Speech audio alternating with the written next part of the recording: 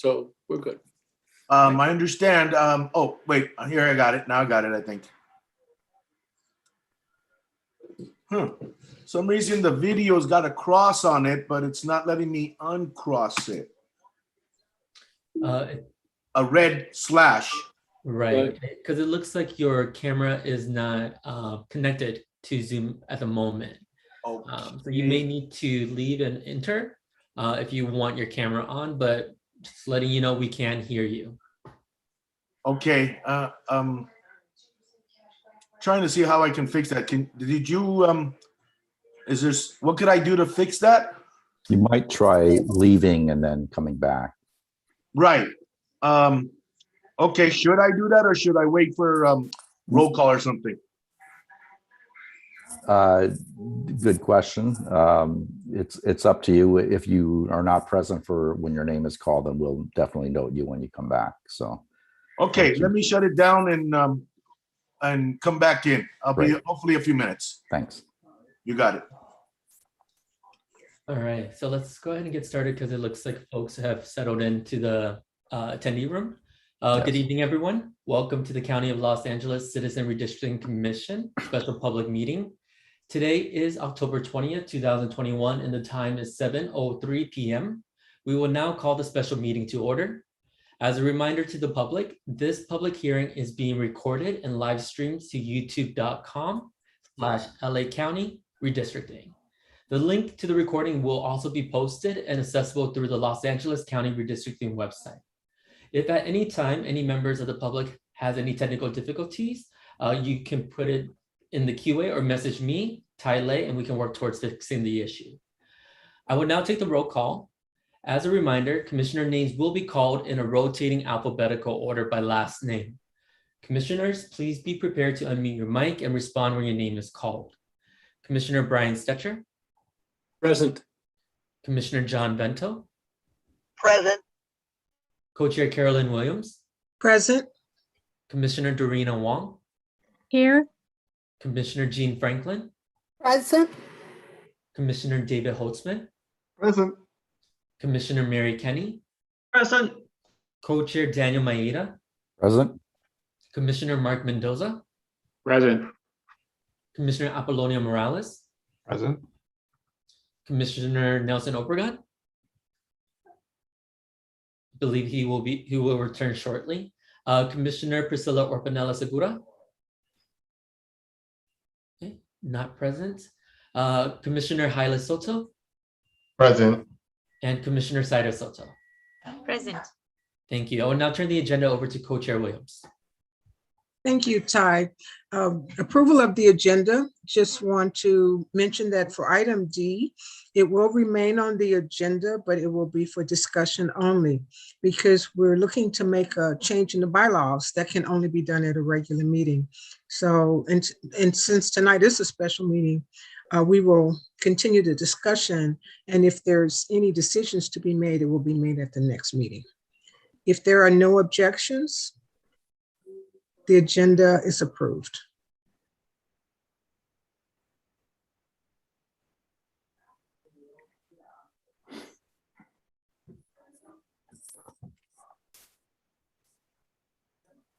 So for members of the public, there's no general public comments, but if you want to make comments on a particular agenda item, please note that a particular agenda item by filling out the comment card or the Q and putting your which agenda you want to speak at the Q&A. And again, when you for those who are calling in, if you are participating via phone, press *9 to raise your hand, and once called upon, press *6 to unmute and speak. Each person will have one opportunity to speak for 1 minute per discussion or agenda item.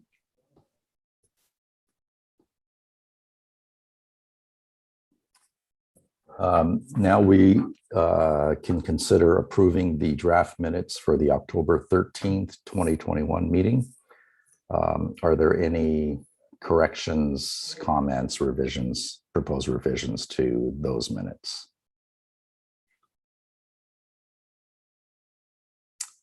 Ty, is there anybody who appears to have their hand raised? I see no commissioners with their hands raised. If none, then I will entertain a motion to approve the draft minutes as circulated for October 13th. Commissioner Stetcher makes a motion. Is there a second? I'll second. Is that Haile Soto? Yes. Commissioner Soto, Haile Soto. Any further discussion? Ty, why don't you take roll, please? Thank you. Commissioners, please be prepared to unmute your mic and respond when your name is called. I will now take the roll call. Commissioner John Vento. Yes, approve. Co-Chair Carolyn Williams. Yes. Commissioner Dorina Wong. Yes. Commissioner Jean Franklin. Yes. Commissioner David Holtzman. Yes. Commissioner Mary Kenny. Yes. Co-Chair Daniel Maeda. Aye. Commissioner Mark Mendoza. Move for approval. Commissioner Apollonia Morales. Yes. Commissioner Nelson Obregon. Well, let's see. I didn't fix the video, but are we doing the minutes? Correct. Okay, yes, of course. Commissioner Haile Soto. Yes. Commissioner Saida Soto. Yes. And Commissioner Brian Stetcher. Aye. Okay, motion passes.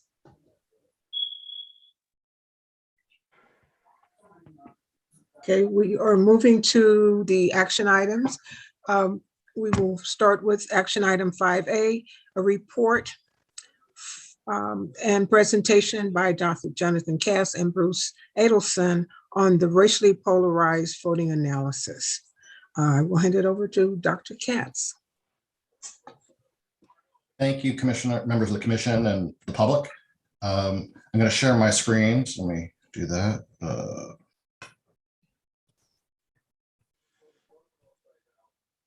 Can you all see my screen? Good. Yes. All right. So this is analysis that Bruce and I did under contract to the commission. Summary of our analysis. We analyzed all Los Angeles Board of Supervisors elections, I should say contested supervisor elections from 2012 to 2020. Sort of the top line summary is the election analysis reveals some statistical evidence of racially polarized voting. However, this racially polarized voting is not legally cognizable because cohesion is inconsistent and non-minority voters do not vote as block to usually defeat minority preferred candidates. How I'm going to do the discussion today of what I do for a living is sort of statistics and methods. So I'm going to talk a little bit about how we actually do this. I'm going to go through it relatively quickly and at a somewhat high level. If you have questions, please let me know. Talk a little bit about how we define racially polarized voting, both from a statistical point of view and from a legal point of view, and then present some results. I don't think, unless there's interest, I'm going to go through every one of the 13 races analyzed, but if there's particular races you would like me to talk about or comment on, I'd be more than happy to. I will specifically point out a few races that I think are interesting and important. We're all on the same page? Great. All right, the problem of inferring voting behavior from aggregate information in statistics and social science literature is known as ecological inference. That is, we're interested in estimating how voters, say Latinos and others, i.e. non-Latinos, voted in a given election when all we observe are the precinct level returns, that precincts are just where people vote. Think that is your local voting place, although in LA County, that's also going to include separate mail precincts, mail ballot precincts only. And we know the demographic makeup of those precincts. Again, for the case of Los Angeles, we know the demographics from a Census Bureau name match, which defines the likely ethnicity or racial identity of voters from their names and where they live. The good thing here is that we get to work with actual voting data as opposed to having to worry about the census data and matching it to the precincts. So a common starting point to consider is what we refer to as homogeneous precincts, and that's just easy. That's just a precinct that's say 100% Latino or 100% Asian, right? So in that district, we know exactly how that given group voted. It's whatever the vote tally was, whatever the voting results in that precinct were. So if 60% voted for candidate A and 40% voted for candidate B, that was the voting preference of those groups. Don't need fancy statistics. That's just what it is. Right. The problem is that most precincts are not homogeneous, right? So if we were to pursue this as our preferred method for how to analyze the data, we'd throw out most of the data. Turns out, though, this intuition leaves this idea of bounds. And there's a little math on this slide, but it's really simple. And I promise I'm going to walk you all through it. So we can use this intuition about homogeneous precincts to actually put bounds on what the voting behavior is. And this equation, there's some Greek letters in there. Don't worry about it. It's the vote. All it is an account. All it is. Sorry, yes. Someone want to ask a question?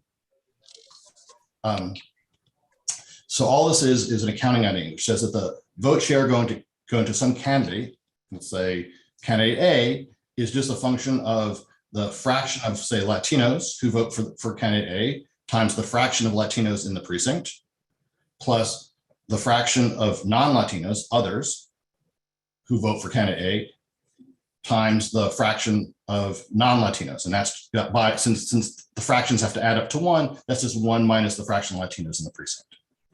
Right, so this equation is sort of going to drive all of ecological inference as how we relate this precinct level results to things we might want to calculate. So let's consider homogeneous cases, why the analysis goes through. In the homogeneous precincts was an all Latino precinct. The fraction of Latinos is 100%.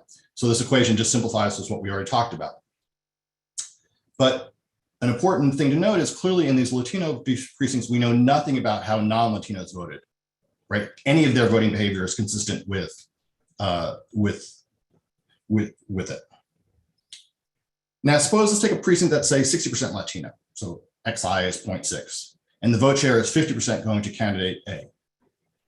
Then at most 5/6 of Latinos could have voted for the candidate. How do I know that? Well, if more than 5/6 of the Latinos voted for the candidate would have gotten more than 50% of the vote. Just you can't go over that fraction. On the other hand, if all the others voted for the candidate, say 100% of them, then at most 1/6 of Latinos could have voted for the candidate as well, right? Because again, otherwise their vote share would have been higher. Thus, we know the portion of Latinos voting for candidate, which is what I call lambda IL, must be greater than 1/6 and less than 5/6 in this case. On the other hand, the bounds are not informative for other voters. Any share of their voting for candidate A can be between 0 and 1, so anything. We actually know more than this. This is where the math comes in a little bit. Districts must, the feasible vote shares have to actually lie in a constraint line that's bound by this 1/6 and 5/6 0. That's not so important for your intuition about anything. We're going to actually use those constraints to get a better estimate of voting behavior. So these methods are actually old. So Duncan and Davis in 1953 fully developed this method of bounds outlined above. Unfortunately, large numbers of precincts, it's difficult to make such direct use of these bounds since we need some way to sort of combine them, right? So the bounds in some precincts are tight and some not. How do we do that? So that's why method of bounds never sort of took off as a way to analyze this data, but it's going to be used later. The alternative, and one if you've been around the redistricting field for any time, is sometimes called ecological regression or Goodwin's regression. It was also developed in the 1950s. It's from a published article in 1959. And like the method of bounds, it's based on this identity that I gave you above. What Goodman said is, suppose that the fraction of support for others and Latinos was the same across all precincts. So in every precinct, so just to give you an idea, in a supervisory district, there could be 1,000. There can be 1,000 precincts. Across all those precincts, voting can't vary at all. So a Latino in precinct 1 has the same probability of voting for candidate A as a Latino in precinct 999. So if that's true, and we drop these subscripts, then we could estimate these fractions by just choosing the best fitting line, right? So we just sort of choose the line that best fits this equation 1. This is actually called a regression. It's one of the most commonly used statistical procedures in the social sciences. We use it for everything. Regressions are sort of the workhorse statistical model that people use. However, it's important to note that ecological regression can produce widely inaccurate estimates of group voting behavior. This was showed by Gary King in 1997. It's been shown by others. In fact, I should point out that in Goodman's own article that he developed this method, he warned against its general use, because it makes this sort of incredibly strong assumption that voting behavior doesn't vary across areas, right? In places, especially in places like Los Angeles, where you think there are neighborhoods that vary incredibly. From the coast to where I live in South Pasadena, there's just big differences in makeup of people and their preferences and the like. Secondly, the method, the ecological regression doesn't use any information at the bounds of the precinct level. In fact, it doesn't even enforce the overall bounds for our top line analysis. That is, it's easy for ecological regression to get say, more than 100% of Latinos voting for one candidate, or less than 0% of other voters voting for a candidate. So clearly that's not possible, right? The fraction of people voting has to be strictly between 0 and 1. So Gary King in 1997 has developed an alternative approach, which is called ecological inference, or EI, usually referred to as EI in the literature. The technical details are really complex, and I'm not going to give you any more details than I'm going to do on the slide. The basic idea is that it's going to combine the regression approach of Goodman with the bounds from Duncan Davis. Further, it's going to relax this untenable assumption that voting behavior doesn't vary across precincts. The intuition behind it, for those of you who are math inclined, is we calculate these constraint lines, which I told you about for every precinct. Then we choose our estimate for a given point, the constraint line near the center of the intersection of all the constraint lines. The actual choice posed in this based on a standard statistical model, which I'm definitely not going to give you any details about. The previous discussion of the development of methods for ecological inference assumed that we only had 2 groups and 2 candidates. Accommodating more than 2 groups, which is clearly we have in Los Angeles, is rather straightforward, although the notation and intuition becomes a bit more complicated, especially these constraint lines are no longer lines, they're actually hyperplanes, but the math all goes through. Allowing for more than 2 candidates, vote choice is a bit more complicated. In the special case of only 2 choices, we only need to model 1 vote share, right? Because if we only have 2 candidates, A and B, then once I know the vote share going to A, then I know the vote share going to B. That's just 1 minus vote share to A. If we add a 3rd choice to the model, then we need to actually model 2 vote shares, A, B, and then we get C for free. It has to be 1 minus the vote shares going to A minus the vote shares going to B. I should point out there's always more than 2 choices in an election, because people, as you might probably experience in your own life, that sometimes you go into the vote, sometimes you choose not to vote. You're sick, busy, whatever. Or even once you're in the voting booth, some people choose not to vote for an election, often because they don't, for example, have strong preferences over, maybe don't have strong preferences over candidates or know much about them. And we're going to need to account for this abstention in order to make proper inferences, although I'm going to condition them out in the presentation of results. So it's going to look, my results are going to look more like how the LA County Registrar reports final tallies of votes, which is just what's the fraction of voters who actually voted in the election, what was their preferences. Okay. From a statistical perspective, we can define evidence of racially polarized voting as the case in the case of 2 groups when lambda L and lambda O are on opposite sides of a half. That is, a majority of the group is voting, one group is voting for one candidate, say candidate A, and the other group is voting for candidate B. The larger the difference between these fractions, that is, the stronger the support in the Latino group for candidate A and the stronger the other group for candidate B, we'll say the more polarized the election is. Of course, since we don't know these voting rates, we have to estimate them. There's uncertainty that's generated from the statistical model that we're doing estimation, and so we're going to have to make sure that these differences are sort of greater than the statistical uncertainty in the estimates. Generalizing the case of more than 2 choices is more complicated because we now need to consider what's called cohesion in the literature. With only 2 choices, we get cohesion for free, since one of the choices must garner a majority of support of the group and is therefore the clearly preferred group choice. This is not the case when we have more than 2 choices, right? It's possible, for example, if we have 3 choices, the group splits their vote 1/3, 1/3, 1/3, then we can't say which of those candidates is preferred by that group. I should point out, and importantly, and it's why Bruce and I tag team on these things, that's a statistical definition of racially polarized voting, or evidence for racially polarized voting. We then have to ask is it legally cognizable? And for that, we need to look at what's called the Jingles Test. Jingles was one of the most famous voting rights cases. It happened in the 80s. And in this test, the Supreme Court said basically 2 questions. In order to establish there's racially polarized voting, you have to answer 2 questions. Is the minority group cohesive in their voting behavior, in its voting behavior? And do white, i.e. non-minority group voters cohesively oppose the minority preferred candidate? And do those voters vote as a block to usually defeat the minority preferred candidate? So that's the legal definition. And if you want more details on the legal question, Bruce was happy to answer your questions. So what did we do for this analysis? So there were 13 contested elections between general and primary elections. Remember, in Los Angeles County, we have basically a 2-stage electoral process. There's a primary.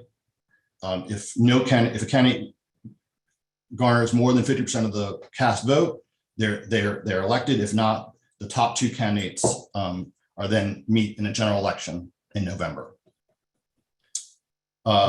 Dr. Katz, I believe we have a hand from Commissioner Stetcher. Please. Could you go back 1 slide? Of course. I just wanted to clarify, in the Jingles Test, both groups need to vote in a cohesive manner for this to make sense. White other voters, yeah. Cohesion applies in to all of the voters. That's correct.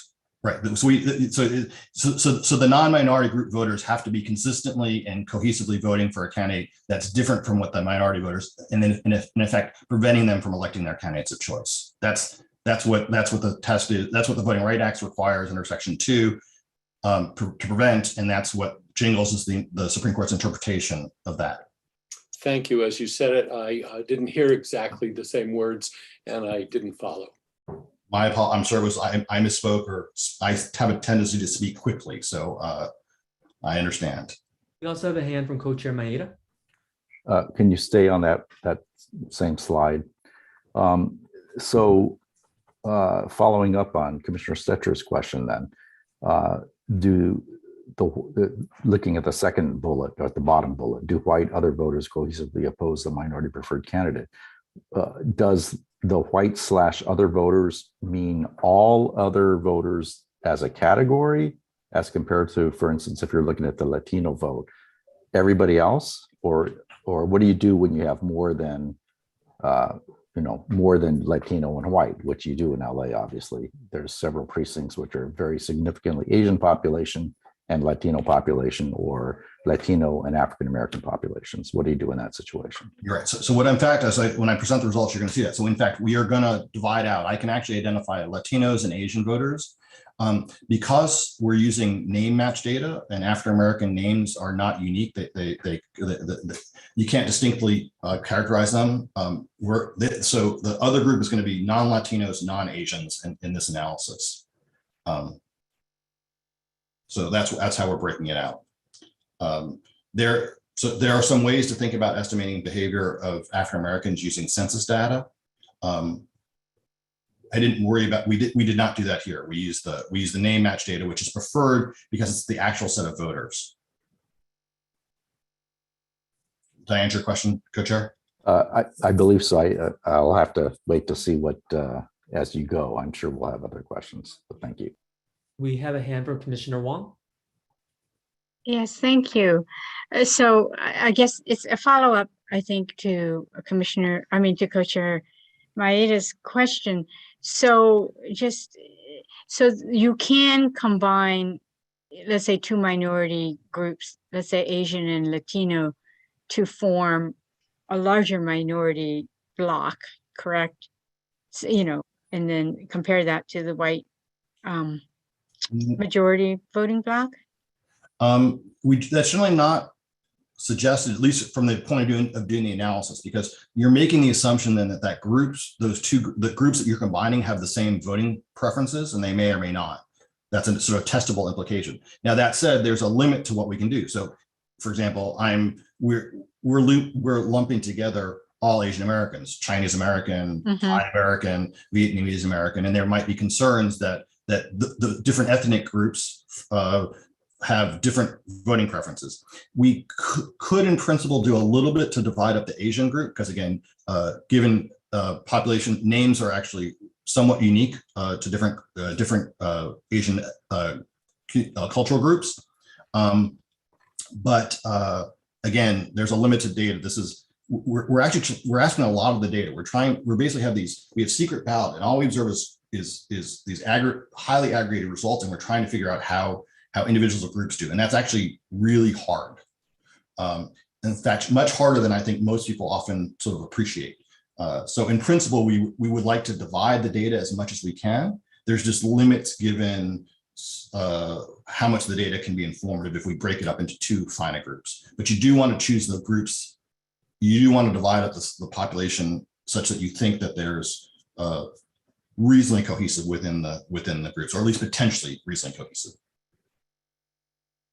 So just for clarification, so it is conceivable that, let's say in a precinct or in a geography, the Latinos and Asians could be voting cohesively, although you may not use the statistics to say that. Yeah, maybe why don't you hold your question until I actually get some results, and I think that hopefully will clear up what we have in mind. Okay, any other questions on this slide, or can I move forward? Good. What I'll tell you is that there's some statistical evidence of racially polarized voting in one election. That's for the 2016 general election for my district, the 5th district. However, this racially polarized voting is not legally cognizable because cohesion is inconsistent, and white and other voters do not vote as a bloc to usually defeat minority preferred candidates. So how do we read these? So what's the actual results? Before I actually get to these interim elections, let me actually read how you read these results, right? So in this election for for Supervisor District 2 in 2020, there were two candidates, Wesson Jr. and Mitchell, right? So this is estimated that 45.6% of Latinos in that election voted for Wesson Jr., right? But of course, we estimated that quantity. So all we really know is that there's statistical uncertainty with it, and that the sort of confidence interval that's likely to contain the true value is somewhere between 44.4 and 46.9%. 11% supported of Asians supported Wesson Jr., and 37%, about 37% of others, right? So what should you know here? And then Mitchell is just 54.4%. So what do we see here? So all groups to varying degrees are on the same side of a half. That is, they all voted for the winning candidate, Mitchell. So this election showed no evidence of racially polarized voting.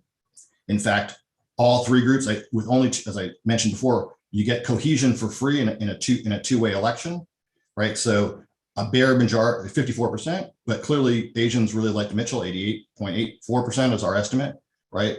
And others were somewhere in between Latinos and Asians. But this election shows no evidence of racially polarized voting. In fact, all three major groups that we're estimating the behavior of are voting the same way. So that's how you read the tables. Dr. Katz, we do have another hand. Are you taking a question? Commissioner Holtzman. Thank you, Mr. Clerk. Before we go into the actual results from the other elections analyzed here, I just have a few questions about the methodology part that you just went through. If you go back to your slide 6, and you talk homogeneous precincts and the method of bounds. Am I correct in thinking that this method assumes that there's no uncertainty in racial assignment of voters in the precincts? because if there was, you would have to show some sort of confidence range or a range, and then your line would be more like a band instead of a bound line, right? You paid attention in your statistics classes, yes. This model and everything I've presented here says there's no what's called measurement error generally. You're right. In general, there is measurement error. We can pick we could actually do the methods of bounds with a measurement model. But since the method of bounds can't really work in general, we don't do that. What King's method in EI is why it's preferred is because it in fact kind of allows us to do that. We're going to jointly estimate these things, but we're not going to assume perfectly. There's random error that we're going to allow for. But you're correct. Racial assignment is far from perfect. There's measurement error that complicates things. We can handle certain types of that measurement error with EI, but it doesn't handle everything, and that's true in all system models. I understand. Okay. Now on slide 11, the lambdas that had capital L superscripts. Sorry, typo. That was okay. Bruce and I are working on another case where the group is it should be L's. It was from a presentation I stole for partially for Alaskan natives. Okay. There you go. So when you get down to slide 16, you talk about actually including the abstentions in the analysis, and then you say you conditioned them out. Why don't you just exclude abstentions? Or if you're going to include abstentions, why not include the registered voters who stayed home as abstentions as well? We do. So while you can't do it, all right, complicated. When you just exclude them, you're making the tacit assumption that turnout rates are the same for all groups. Since I actually observed, in this case, I'm observing the data that's actually the set of registered voters who turned out to vote. I actually know exactly who they are, and I know the turnout rates by race, again, subject to measurement error, of the voters. So that's already baked into my analysis. But it is the case that not a huge number for supervisor races, but some non-significant number of people choose, even though they're in the ballot, choose not to cast a vote for say a supervisor. This happens a lot in nonpartisan elections. I don't remember the absolute rate of abstention in supervisor races for voters, but I remember I give it to my students all the time. In the superintendent for public instruction in California, which is a statewide office, about a third of voters on average don't vote for the superintendent, don't cast any ballot, any vote preference for the superintendent of public instruction. And these are voters who are at the polls. These are voters who are at the polls, and that's the abstention I'm talking about here. These are people who are in the polls. Okay. When we sum up the total number of votes for all the candidates versus how many voters were actually present, that difference is the number of abstentions in that precinct. And that rate. You don't include the registered voters who stayed home as abstaining because they're just right. Again, the results. I'm sure that's differential too. It is.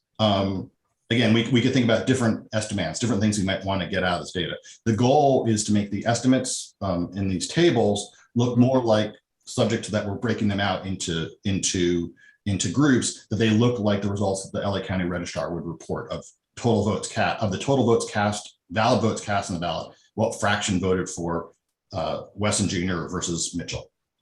So would there be value though in showing the not voting or abstentions in the tables, or would that confuse things? We could, from a legal point of view, they're not informative because in some sense, it's sort of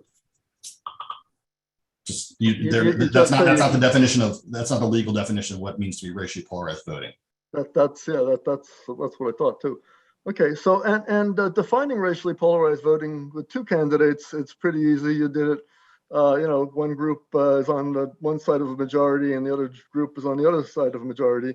But then you get down to your slide 18 and you say generalizing to the case of more than two choices is more complicated. I'm wondering if you have a statistical test based on the number of candidates, or it's actually You don't need, it's nothing fancy. You basically need one candidate to garner a majority of votes. Mhm. That's considered the group's choice, right? Majority rule seems to be the norm we practice in democracies. So if no candidate's garnering a majority support from that group, regardless of the size of the candidate pool, there's no clear choice. So let me give you an example. So this next one, right? So if here's an election for 2020, it's the primary in that second district.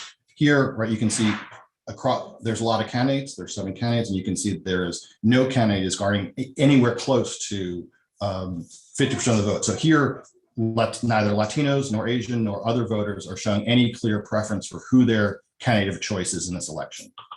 Is that example helpful for you to get where you're at? Yeah, very helpful. I mean, basically, if you don't see a 50%, you can move on. How do you define cohesion, though? That is cohesion. So cohesion is that. Well, cohesion is over 50%, whether or not there's. And the greater it is over 50%, the more cohesive, right? So if a racial group was voting 80% for one candidate, that's a very, very cohesive group. You don't adjust cohesion for the number of candidates. All right, the last slide I have questions on is number 20. So there's no legally cognizable racially polarized voting here. I'm just wondering if you have a summary statistic to present at the end of your analysis and what that might be. That statement is not a statistical one. It's not a number. That's based on we looked at 13 elections. We saw one election that showed mild evidence of racially polarized voting. It was a somewhat odd election, and I'll show it to you. This is it's 2016-5. So here's the issue. So you can see that Park was the preferred candidate of Latino voters. About 63% of them voted, or estimated to have voted for Park, versus 57% of Asians preferred Barger, and 66% of Latinos voted for. Others voted for Barger. So this is racially polarized voting. Why is this? So it's 1 out of 13 if you want a statistic. Okay. But the other thing that comes into play in the legal definition is neither of these candidates are actually from either ethnic group. As far as I know, both are identify as white or Anglo, depending on what language you'd like to use. So in this one, it's a little so there's some evidence Latinos are voting. Preferred candidate didn't win this election. Barger did, but it's one election, no co-ethnic on the ballot. So overall, summing across all 13, there's just not a lot of strong evidence, and and the other thing goes on is a lot of evidence in most elections of what's strong crossover voting, that is Asians, Latinos, and others all voting for at least the same direction, preferred same ranking of candidates. Interesting. So my last question here is do you end the analysis here, or do you now look at more elections in LA County because you didn't find racially polarized voting in supervisor races? Again, Bruce can sort of enter into this too, because now we're getting into the legal question. So the courts and others, the primary interest, the primary evidence has to come from the elections for the office that we're drawing the districts for. So that's supervisory districts. To look at so the typical reasons one would look at other data is typically because there's not a lot of data. That's not the case here. So these conferences are very tight. Why? Because LA County is a very big place. So we're getting good estimates. What you need to find is another set of elections in LA County that you thought had similar voting, that you thought voters treated similar to supervisor elections.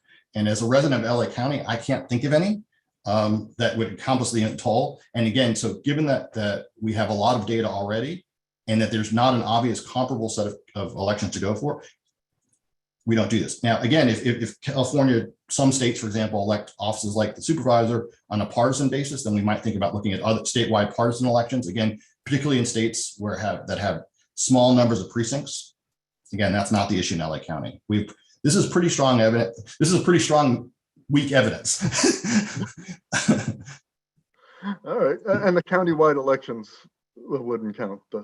Well, again, you need a countywide election that looks like a supervisor election. So like ballot measures don't look like supervisor elections. They're on. I'm thinking of district attorney or assessor, whatever. We could look at district attorney, assessor. Yeah. Again, given my take is the strength of the data we have, it's not necessary, but we could, if you wish to do it, I could do the analysis. I don't think it would change anything. Professor, I thank you very much. That was very, very helpful. I mean, I'm happy to go through any race that anyone wants. The other races that I highlighted, I have this little slide. So we've already talked about 2016, which was the one that showed the strongest evidence of racially polarized voting. The other interesting one is probably the 2020 primary for the 2nd district. Let me put that one up. Right here, Asian American voters really seem to want a huge fraction of them voted for John, 64%. But notice the issue, so they're cohesive in their voting behavior, but other voters are not cohesive in their voting behavior. They're choosing, their votes are spread out all over the place. And so although John didn't make it to the 2nd round, that was, it was Wesson Jr. and Mitchell, there's just, so it's an interesting case that at least in this one election, there was Asian Americans were cohesive in their voting behavior. None of the other groups were. So this doesn't meet the definition, either statistical or legal, of racially polarized voting.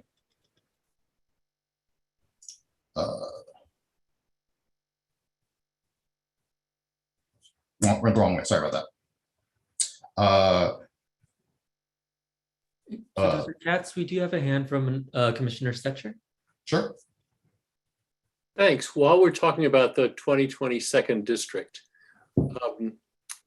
does the courts allow you to characterize the candidates by group so that Yang is an Asian American candidate and all the others are not? In which case, then you have polarized voting for the non-Asian candidates, plural. Is that a legitimate argument? Not really. So like I said, what this says is clearly Asian American. So you're right, the courts do value elections where co-ethnics are on the ballot. That's sort of the most informative. But in this case, there are various groups. There's some Latinos on this list. And again, there's just no cohesion. And again, if this were happening time in and time again, that would probably raise a concern. This is a one-off. This is the only election for which Asians seem to have a very, very strong preference, and for one which is not shared universally by their other voters. Thank you.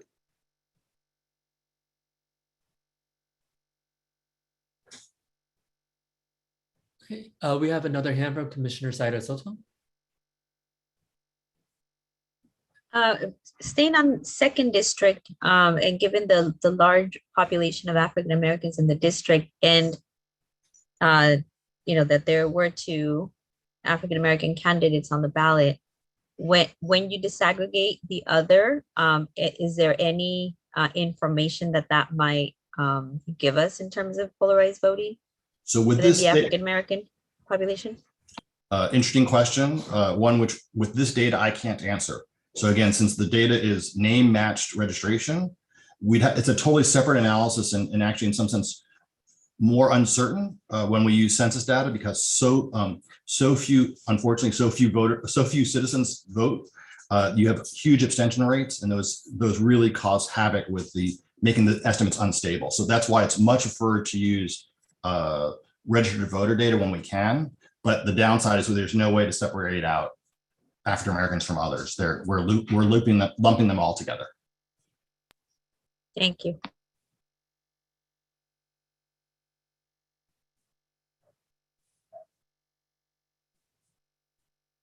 I'm done with my presentation. Oh, there's a hand up from a commissioner. Commissioner Kenny. So my question is, where does that leave us? And I don't know if Mr. Adelson is going to tell us that, answer that question. It seems to me that we're allowed to use race in determining districts, but it can't be the only factor that we use in determining districts. I could be mistaken in stating that. I believe you're correct, but I'm going to leave it to the lawyer. So Bruce, do you want to weigh in? Sure. Thank you, Jonathan. Thank you, Commissioner. You really teed that one up perfectly. Yes, it is unconstitutional to redistrict using race as the predominant factor in redistricting. So yes, race can, and I would say must be used as a factor of many in your redistricting decisions. And that, of course, is to avoid discrimination and to avoid running afoul of the Voting Rights Act and the US Constitution. I wanted to just, put an additional point on what Dr. Katz analyzed, is that if you look at the elections on the screen, for example, there is no evidence from the election results that, as Dr. Katz referred to the Thornburg versus Jingles decision, that a block of voters, let's presume white or Anglo voters, are consistently blocking minority candidates or minority voters from electing candidates of choice. That's just not coming up from the data. So that's a very important factor to recognize and remember, and that's something that I'm sure we'll be talking about as moving forward. So in direct response to your question, yes, you cannot use race as the predominant factor in redistricting. Race must be considered as one of many factors. I see Commissioner Kenny, you have your hand up, and then Commissioner Stetcher. Mr. Adelson, could you tell us what some of the other factors might be? We have been focusing on communities of interest, but let's say we used income as a factor. Is there an argument that would be an unacceptable proxy for race, or do we need to worry about that? Well, that's a great question. I think that in one simple answer is it depends. It depends what the data show. It depends how you use the data. There are a lot of places around the country that use economic considerations as a factor in redistricting. It's still relatively uncommon, but it does occur. Also, when you're using communities of interest, sometimes economics, education, and income may factor in, but I certainly take your point and agree that you have to be careful in using socioeconomic status as a redistricting factor, because that may indeed be a proxy for race, and it is something to be aware of. And you mentioned the other factors that really, typically those factors are dependent on state law or what the local jurisdiction, like the commission, what you've decided are your criteria for redistricting.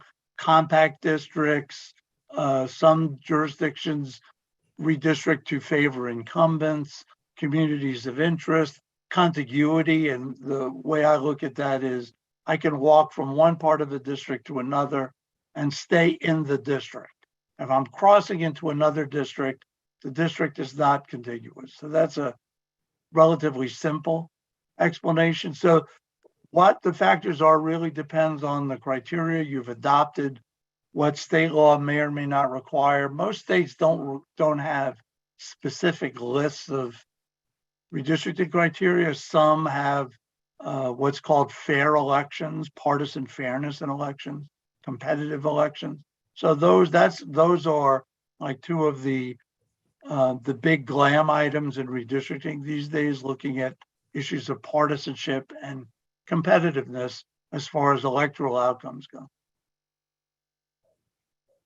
Although this is a nonpartisan election, so that's not an issue. I'll add one more, which is in a place as large as LA, it's sometimes similar to communities of interest is not splitting subunits. So not splitting fully incorporated towns or cities unless you have to. Obviously, LA City, you're going to have to split given its population.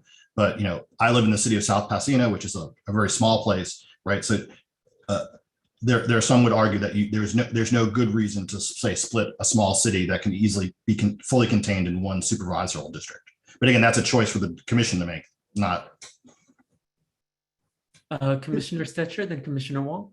And then after that, I just want to make sure that Mr. Edelson, you have finished your presentation? Or you? Oh, Dr. Katz did. I'm providing that the legal context about his presentation. Okay, so I want to make sure that we perhaps do a round robin to make sure we get clarifying questions from all of the commissions after this. Okay. All right. Um, shall I go ahead, or do you want to do that first? Why don't we do that first? If that's so, yeah, let's just do that first, and we'll still be able to get your question and Commissioner Wong's. Ty, can we do round robin, please? Yep, sounds good to me. And so again, it's going to be in rotating alphabetical order by last name, and we're going to start with Co-Chair Carolyn Williams. No, I'm good. Thank you. Commissioner Dorina Wong.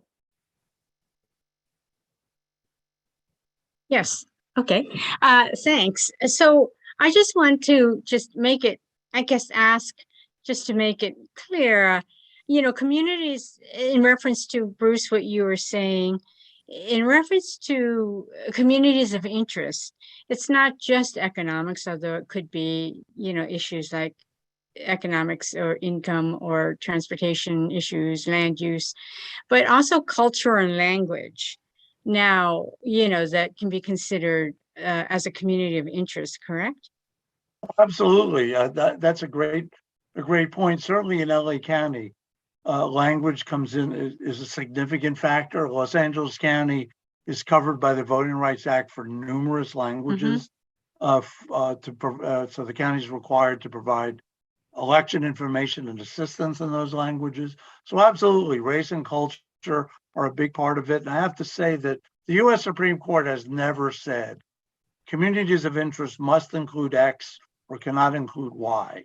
So the definition in a way is meant to be kind of amorphous. One thing that's important to consider, though, of course, if you're looking at a community of interest that is a large language minority community, let's say, and a minority community racially, if that community is combined with an adjoining community that is different racially, in the sense that if you combine them, you might dilute the voting power of the community that the minority language community. That's a very important factor. That's in looking at communities of interest. You may not have specific racial information, language information. So a caution is always be careful about what you combine, because the combination may turn out to be dilutive. Now, of course, that doesn't have to be true, but that's a very important consideration when you look at communities of interest in redistricting. But can I just ask as a follow-up question to that then? When you're saying that we may dilute, let's say, a language population, say Chinese, if we included them with a larger language population, like Spanish speakers, you're saying that that might be diluting the Chinese population? Well, that's possible. I mean, I think that, as Dr. Katz said, we don't really have data that shows consistent cohesion between Asian voters and Latino voters. So that could be. I was thinking more of combining one language minority group with a large English-speaking Anglo community, that has dilutive potential. But that's something that it's one of those FYIs. It's something to be aware of going forward. But again, as Dr. Katz concluded, and I agree, there is no consistent evidence of widespread racially polarized voting in the elections that he analyzed. There is some evidence, but there is, because of the absence of cohesion, that, you know, kind of tells the story that racially polarized voting from the elections analyzed do not typically prevent minority voters from electing candidates of choice. Thank you. You're welcome. Commissioner Franklin. Yes, thank you for that wonderful presentation. It's interesting, as we have been hearing from a lot of our public during our public hearings regarding recommendations that some of our communities have really pressed forward. For example, using economics, East Los Angeles, and let's say Monterey Park. Some of the comments, portions of East Los Angeles consist of hardworking, low-income families. They did not want, they do not, they really recommend not being joined with Monterey Park because those that particular area consists mainly of homeowners.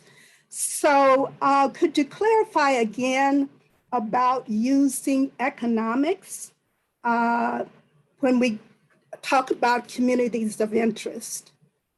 Well, Commissioner, that's an interesting point. There's no law that says you cannot use economics or you cannot or you can. So I think that whether you use it or not, of course, is up to your discretion and your decisions about whether that's part of your criteria. But like many factors, including communities of interest, there's always that concern of by using a particular factor, does that have any kind of discriminatory impact? Does that dilute voting strength of a particular minority community? It really, to use economics, for example, you really have to know your area. You have to know your community. You have to know who lives where and factor that into your decision making. I have to say that using lived experiences, anecdotal information, that's all permissible. And that is part of redistricting. This is your community.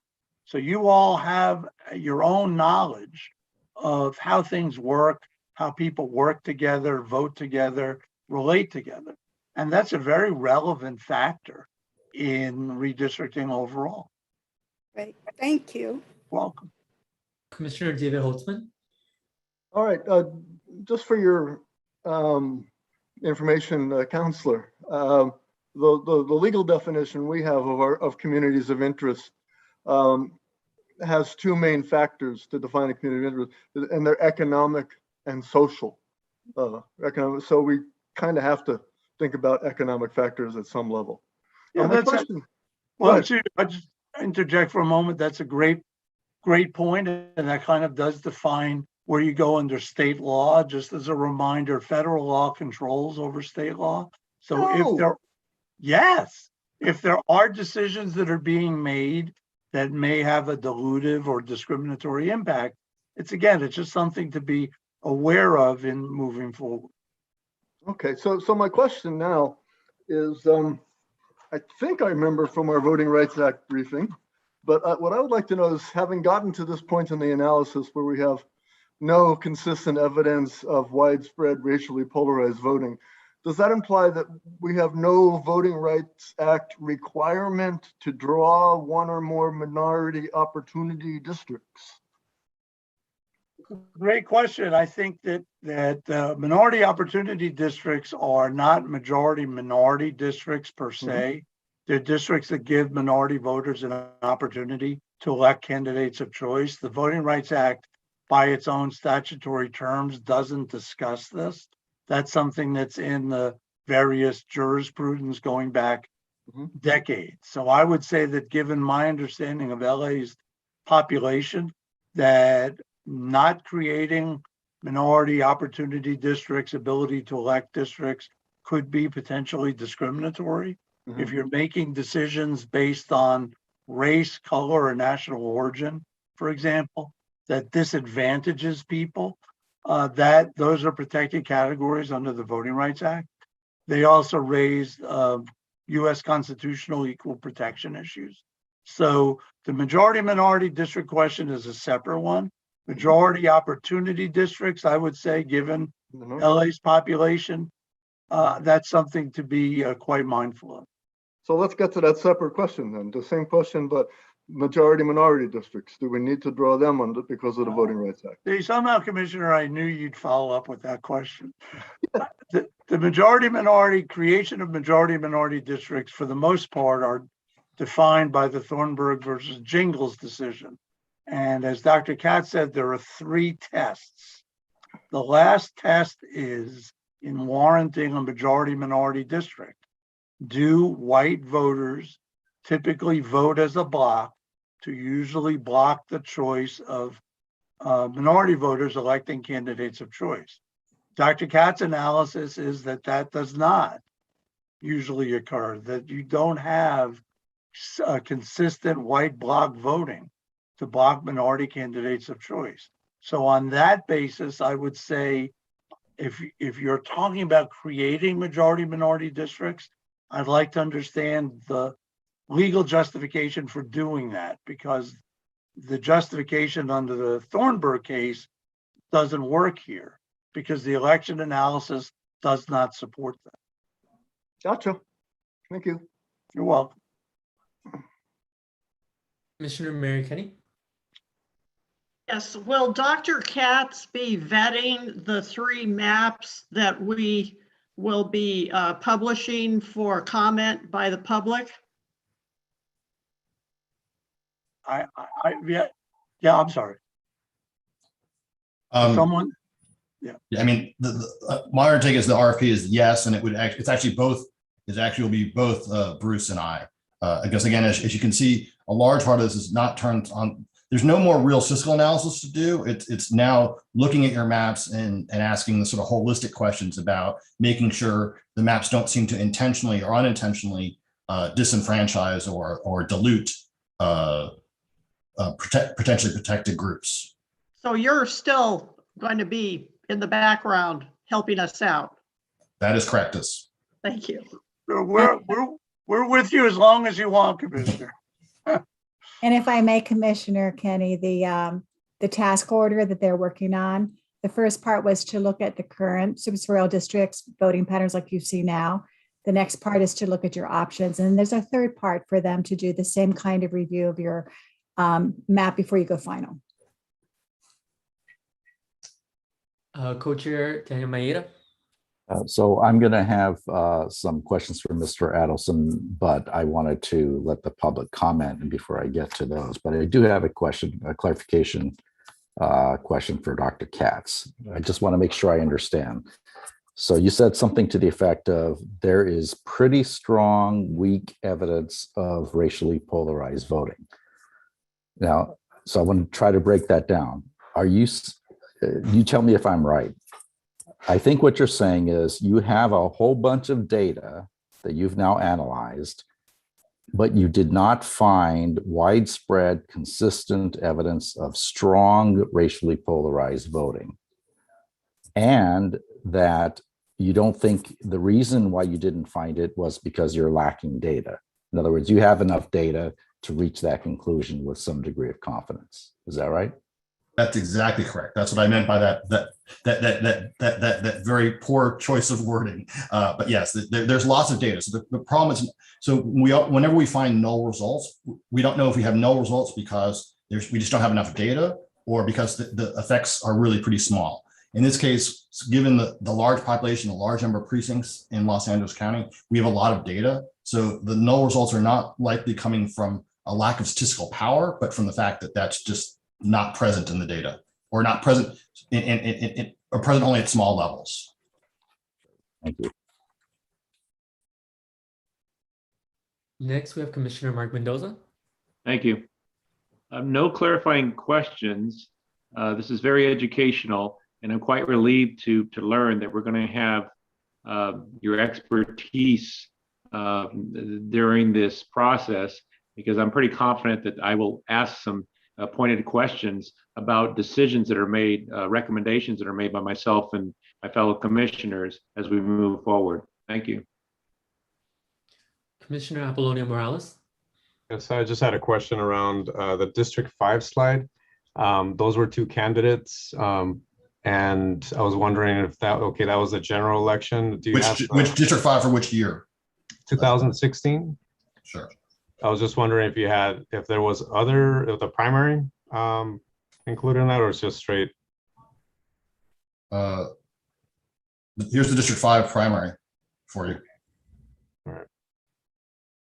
And again, as you can see, that again, it's a large set of candidates, so it's not hugely surprising, but really the vote shares of support for all 3 groups is sort of all over the place. there's no strong. That's the only question I had, just a comparison. Because you narrow it down to two candidates, it tells one story. You look at the whole, it might tell a different story. I agree with you, especially if the group's preferred candidate didn't make it to the runoff, they might choose whatever their next best option is in the two candidate race. But that just, you don't see that in this election. Commissioner Obregon?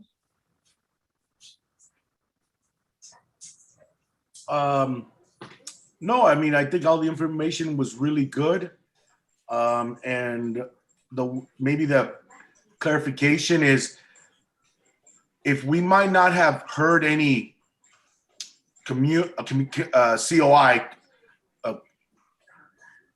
specifically, but our knowledge of the community and that it's okay to take our knowledge into effect, even though we might not have heard any comments saying, I want this.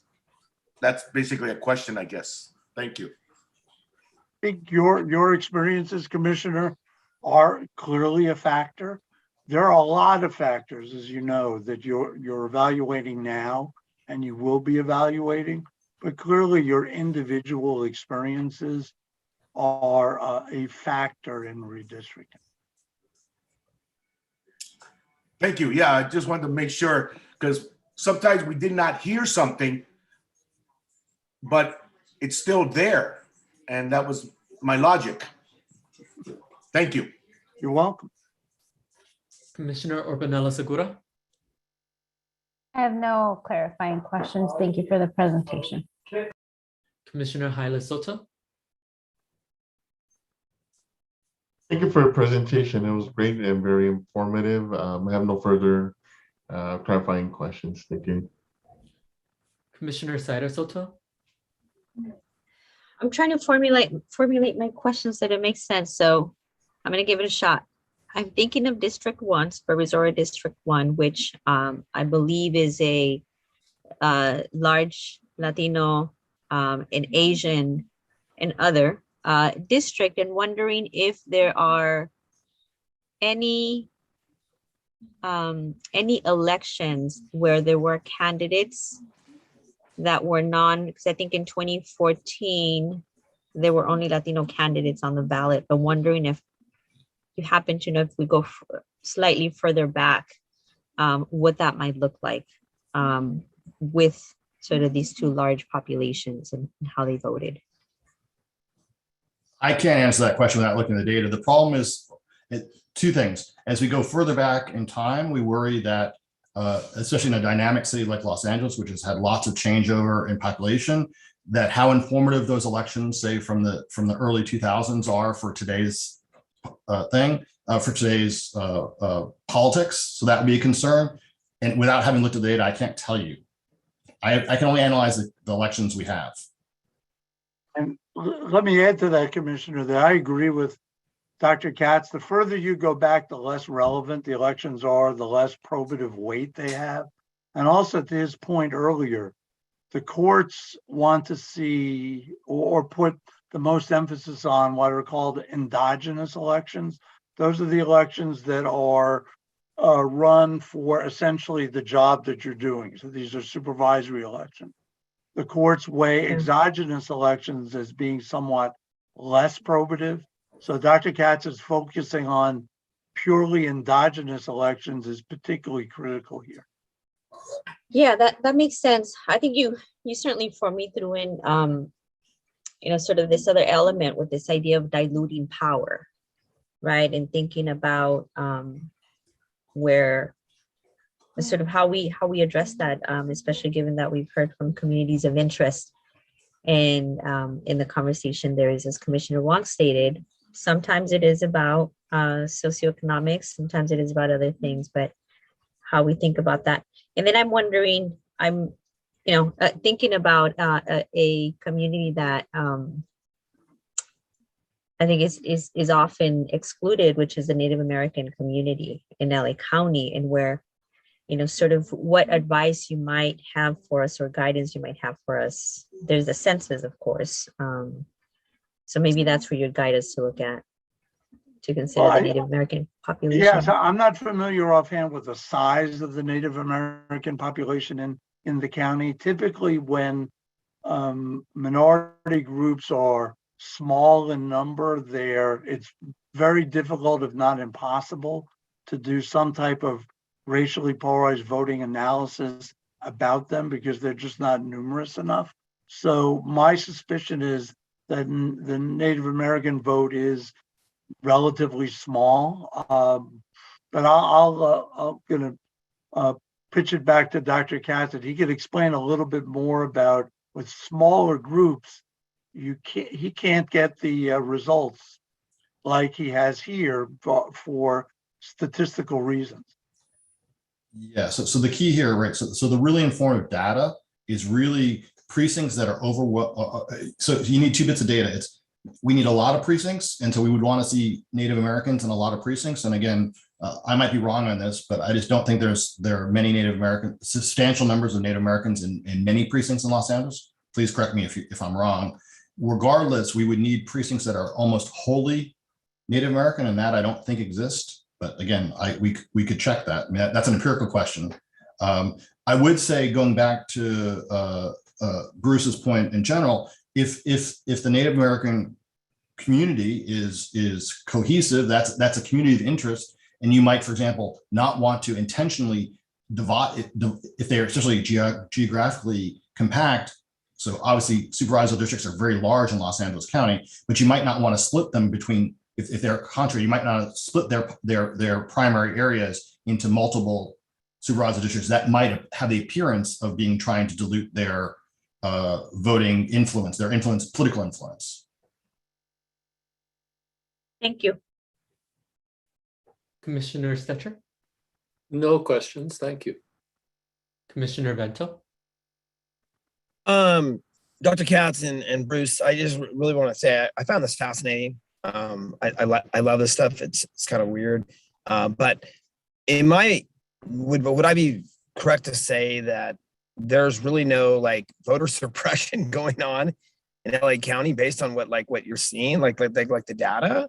I mean, like, in other words, I don't see any I haven't seen any elections where it seems like one group's trying to work against the other in a negative way. Like there's inherently some type of discrimination going on, blatant discrimination. It just doesn't seem like it, right? Again, I wouldn't quite. I think that's a little stronger statement than I would put. Voter suppression means something much more general than this analysis shows. What it does show, and I will reiterate, is that there's not repeated evidence of non-minority voters trying to vote in block to prevent minority voters from electing their candidates of choice. That doesn't mean but the negative is always hard to prove. It doesn't mean that there's no small areas or something that might be true. And again, right. and voter suppression is a much bigger question than just how you draw the districts. Yeah, and I would add to that, voter suppression or voter discrimination can be driven by whether it's government or some other type of organization. These results this is voting behavior among voters. There's no analysis of government intervention. There's no analysis of whether particular polling places provide election information in languages other than English. This is strictly voting behavior through election results. Yeah, right. It's a very limited analysis. Right. Well, I appreciate it, gentlemen. Thank you so much. Thank you. All commissioners have spoken. I do see a hand from Commissioner Wong. I hope it's okay if I just ask one last question. I'm just trying to get clarification, about what's permissible or what makes sense for us in terms of drawing district lines. I think, Bruce, you had mentioned that, we can't discriminate against certain, minority populations. And I guess I'm thinking about voting rights, complying with the Voting Rights Act. And I think that we have to maintain, let's say, the status quo in the sense that if, because LA has a history of discriminating against Latinos, and that's why they had to draw lines a certain way. because the Latinos population was being found to be discriminated against.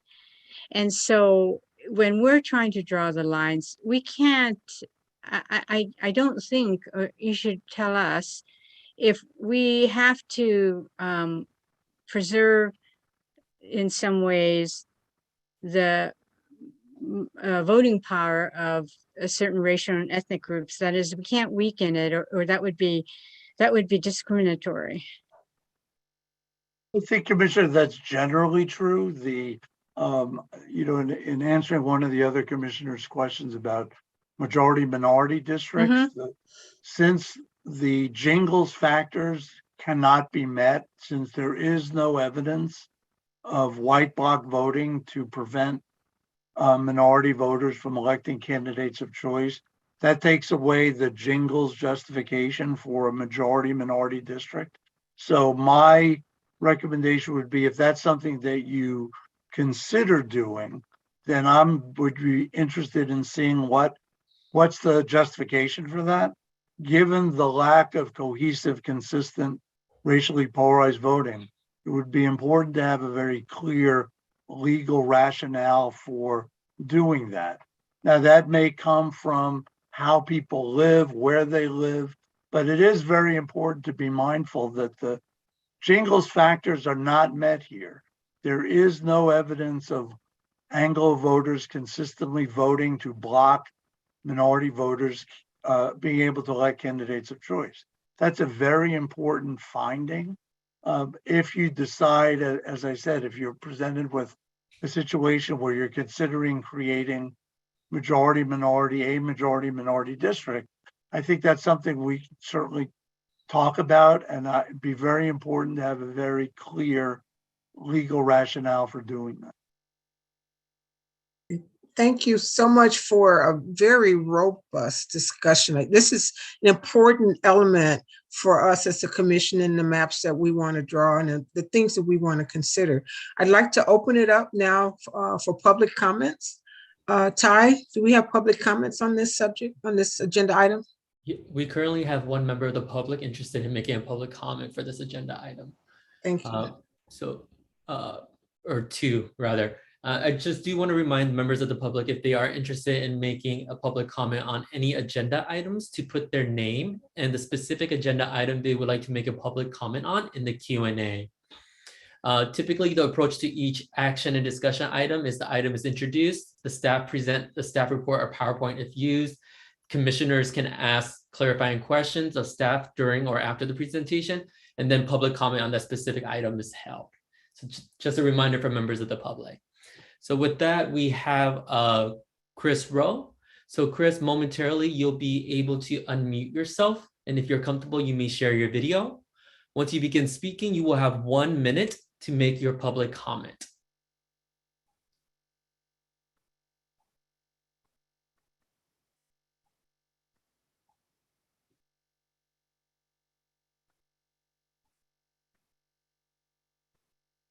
This is Chris Rowe. I am questioning the Jingles test in terms of compactness. For example, I just want to make sure I've asked for a San Fernando Valley district because my district has been very gerrymandered and drawn with the 3rd district to the south and the 5th district all the way out to Antelope Valley, and we are not contiguous compact communities of interest. And I would like to know, isn't compactness one of the requirements? And at the LA city level, I am seeing districts gerrymandered in such a manner to help the incumbents, in my opinion. And so I just would like Mr. Adelson, please, to discuss compactness and if you can add individual districts based on race that would end up like the coastal district would be primarily white as a community of interest. Thank you.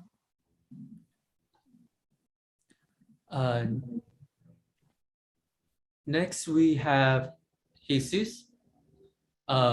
Jesus, momentarily, you'll be able to unmute yourself. And if you're comfortable, you may share your video. once you begin speaking, you will have 1 minute to make your public comment. And I see Jesus has put down their hand. So, and now back up. So Jesus, momentarily you'll be able to unmute yourself. If you're comfortable, you may share your video. Once you begin speaking, you will have 1 minute to make your public comment.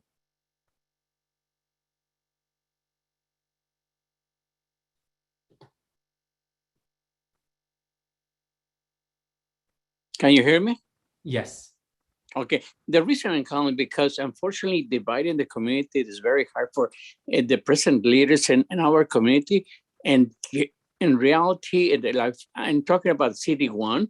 I live in City 1. It's been changing for so many years, back and forth, for 14, City 14 and City 1. And eventually, in matter of fact, here in Highland Park, in Lincoln Heights, there has the improvement districts areas. And if you guys taken over some part of the districts here on North Figueroa and York Boulevard, there will be different choice. The businesses as well, the business economic development in the area as well, and that really is going to affect it. I believe that should stay the same as it is, so that people can be participating as well as. I participate in CD 14 and participate in CD 1. So I believe that's important. Thank you. Thank you. So we currently have no other for this agenda item. Okay, Coach Williams, Yes. I'm sorry to invade your turf here, but should we ask Mr. Adelson whether he would want to address the public comment concerning compactness and the role that it plays? I don't think that it's appropriate for us to be talking about city council districts, but there was a question about the role of the criteria of compactness with regards to the supervisorial districts. Thank you, Coach. Yeah, I'd be happy to address that. The Jingles decision addresses compactness of minority groups in working through the 3-factor test to determine whether there is actionable racially polarized voting. The Jingles decision and the Voting Rights Act do not concern partisan fairness or political competitiveness. That's not part of the statute, not part of the jurisprudence. So the compactness element is only concerning the geographic compactness of the racial minority, and it's there as part of the factors to prevent racial gerrymanders, the stretching out to capture various racial groups. That's typically viewed quite disfavorably by the federal courts and particularly the Supreme Court. So I want that point, I think, is very important. Compactness is only relevant in Jingles for racial minority groups. Thank you. So we're at the floor is open now for discussion. I think doing a round robin would work for us if there's still additional comments for discussion on this item. Ty, could you call the roll, please? Of course. And again, commissioners, it will be alphabetical order by commissioner's last name. We're going to start with Commissioner Dorina Wong. No, it's okay. Well, okay. I did have one question about if I think there was one election where there was only one Asian candidate, and and I guess I would think that I wonder if it was hard for, let's say, Asian candidates to run and be in elections, if that would be a consideration, in terms of any kind of consideration in terms of the Voting Rights Act and compliance with the Voting Rights Act, if it would be relevant, or is that just we would just not have enough data to even consider that? Commissioner, in looking at the Jingles required election analysis and what the Voting Rights Act expect, that particular issue is just not factored in. Whether or not there's people run or not run, that's not really part of this. I think as Dr. Katz had mentioned earlier, and I agree, this is a very limited analysis and that it looks at election results and it really doesn't factor in other considerations. Okay, so, so if there's not enough data and you can't show that racially polarized voting, so it is somewhat limited in what the evidence of the racially polarized voting can provide. So that is another way of looking at it if there are other factors. Jonathan, do you want to take that? Yeah, I mean, just briefly, yes. So the Jingles Test and on all the federal litigation laws around voters' behaviors, and we're just not seeing the sort of racially polarized voting that you do see in some communities and perhaps saw historically in Los Angeles. The question about who runs, those are interesting questions. That goes back to the broader question about suppression. Those are things that are important, but are just not covered by this bit of jurisprudence and or the analysis that Bruce and I did. Yeah. Commissioner Franklin? No further questions. Thank you. Commissioner Holtzman? Thank you for a very thorough presentation. I just would comment that I kind of might have liked to have seen some of the information in graphical form, with X and Y axes or something like that, showing those bound lines, or maybe a scatter plot showing how the points are pushed onto the bound lines. But that's just me. I get it from reading it. It was very clear. And again, I appreciate it. I am surprised though, that we didn't find clear evidence of racially polarized voting. Thanks. Commissioner Kenny? No comment. Co-Chair Maeda? Thank you. Mr. Adelson, I'm trying to get at the bottom line implications of the conclusion that you've reached that you did not find strong, consistent evidence of racially polarized voting, and trying to figure out what are the implications for our line drawing, if there are any, how we should be doing our jobs from this point. So first, can you confirm that, notwithstanding your conclusions, that we still either need to or may wish to consider minority group populations when we draw the lines, so that we should not, so that to avoid packing, in other words, as an example, putting all the Latino voters in 2 districts and trying to exclude them from the other 3, or cracking, taking large Latino populations as an example and splitting them up so each district has, relatively smaller numbers. Isn't that something that we still need to be concerned about, or can be concerned about?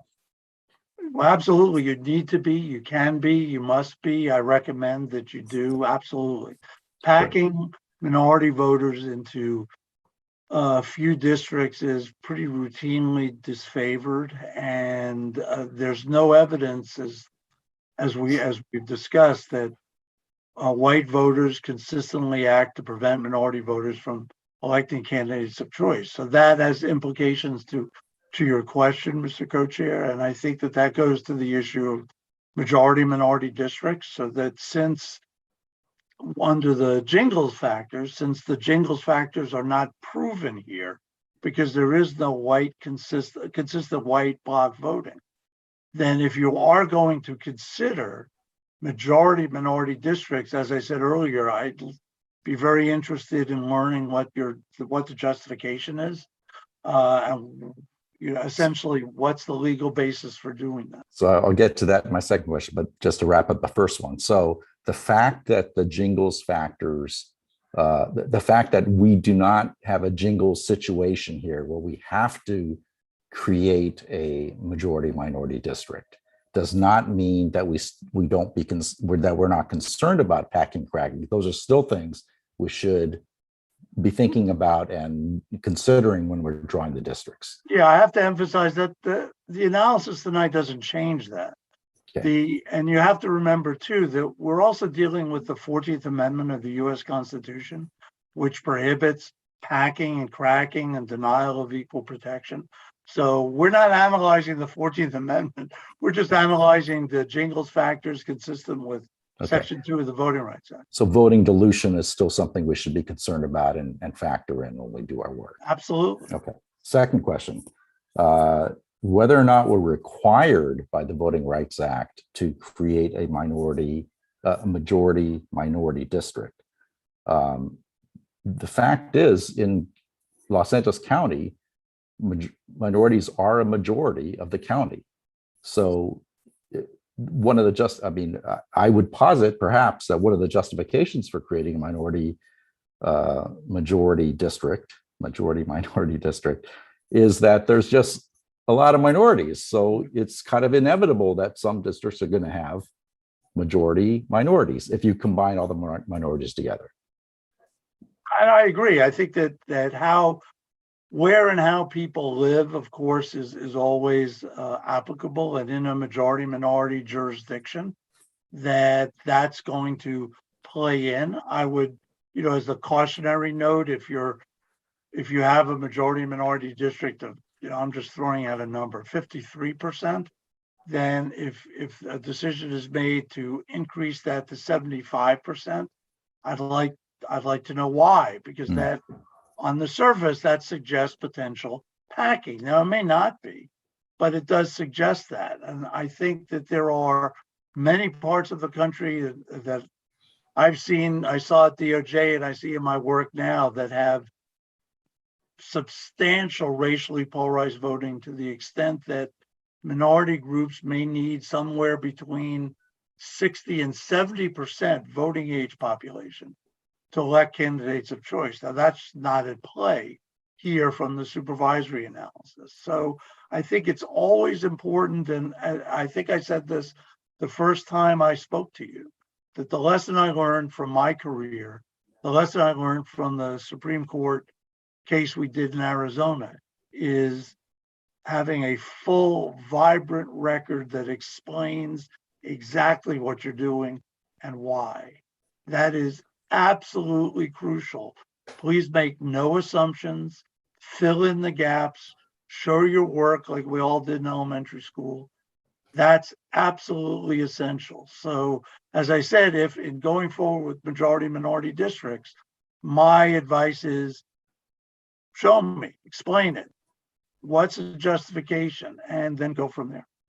Well, that certainly is going to be our intent, and with the help of our experts, our counsel, that's what we'll endeavor to do. My final question is, when we are analyzing districts, should we be focusing on the total minority population, such as the total Latino population, the total white population, or should we be focusing on the citizen voting age population of Latinos, citizen voting age population of whites? Yeah, that's a great question. In drawing your districts, of course, you rely on total population to understand who is living in your jurisdiction. But part of your calculus, as you mentioned before, about packing and cracking, vote dilution and discrimination, you have to be aware of Hispanic voting age population, Black voting age population, as it applies throughout your county. Plus, there would also be the need to examine citizen voting age population. Now, citizen voting age population is not as relevant in certain parts of the country, but it's more relevant in other parts of the country. So if you have a significant population of people who are residents who are not citizens and not eligible to vote, that's an important factor. I've seen in work in the Southwest, for example, when there's a district that seems to be, let's say, 55% Hispanic and seems to be able to elect candidates of choice. That's total population. Look at the citizen voting age population for Hispanic voters. It drops the number. I've seen that number drop into the low 40s. So at that level, in these certain jurisdictions, the Hispanic population was not strong enough to elect candidates of choice. So that's a factor to consider. It's an important number. It will be, I'm sure it will be more important in certain areas than others. Look at it as a complementary tool. Got it. Thank you very much. Commissioner Mendoza? Thank you. And the analysis that you and conclusions you've drawn, I think you stated it and showed it as well, but you could help me here. How far back again did you go in time? 2012 to the earliest election under the current map. Okay, and there were how many different elections then? Is that 3? Well, 12, 14, 16, 18, 20. Yeah, alternate. Yeah, excuse me. So several. Okay. But we can only analyze contested elections, and so of the contested elections during those time periods, there were 13 contested elections. And more than one candidate. More than one candidate. So more than one. Lots of times, for example, if an incumbent runs, sometimes no candidates choose to run against them. So there's no vote choice to observe. Everyone, Okay, so your only choice is one. Understood. So the conclusions you've drawn are based upon all of that, what's encapsulated in that time frame, those elections which were not contested. Is that correct? Correct. Okay, thank you. No other comment.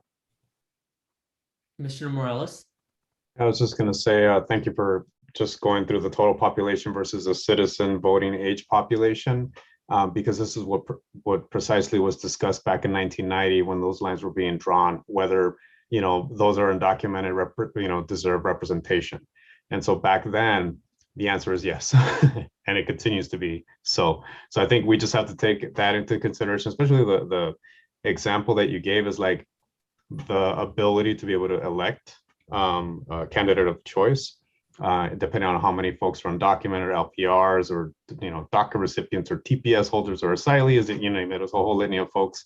I just want to say, just want to really underscore what that could potentially mean moving forward. Thank you. Commissioner Obregon? Yeah, yeah, I guess I was thinking back to that one caller who was calling in from York and Fig. I forget his name. I didn't write the name. But in his expression, what he was alluding to was that LA City in that area is divided into 2 council districts, but those 2 LA City council districts, partake to LA City. And the caller was trying to express how not to be associated or connected to the San Gabriel Valley because of that distinction.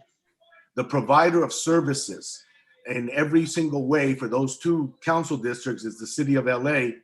And San Gabriel Valley usually has completely separate facilities in those kinds of ways. And that same applies to all those communities of, let's say, Alhambra, Monterey Park, Rosemead, and those type of cities that are considered the valley. And I think the caller was trying to express that in the separation of those 2 city councils, because he's looking at it as a city council, and that's what his perception. But he was talking about that San Gabriel influence, just a point of clarification there. Thank you. Commissioner Orpanela Segura? I have no clarifying questions. Thank you. Commissioner Hyla Soto? No comments. Thank you. Commissioner Saida Soto? I think I have a question about sort of how we might think about sort of this idea of opportunity to choose a candidate of choice, as well as like fair representation. And thinking about sort of what Commissioner Mendoza said.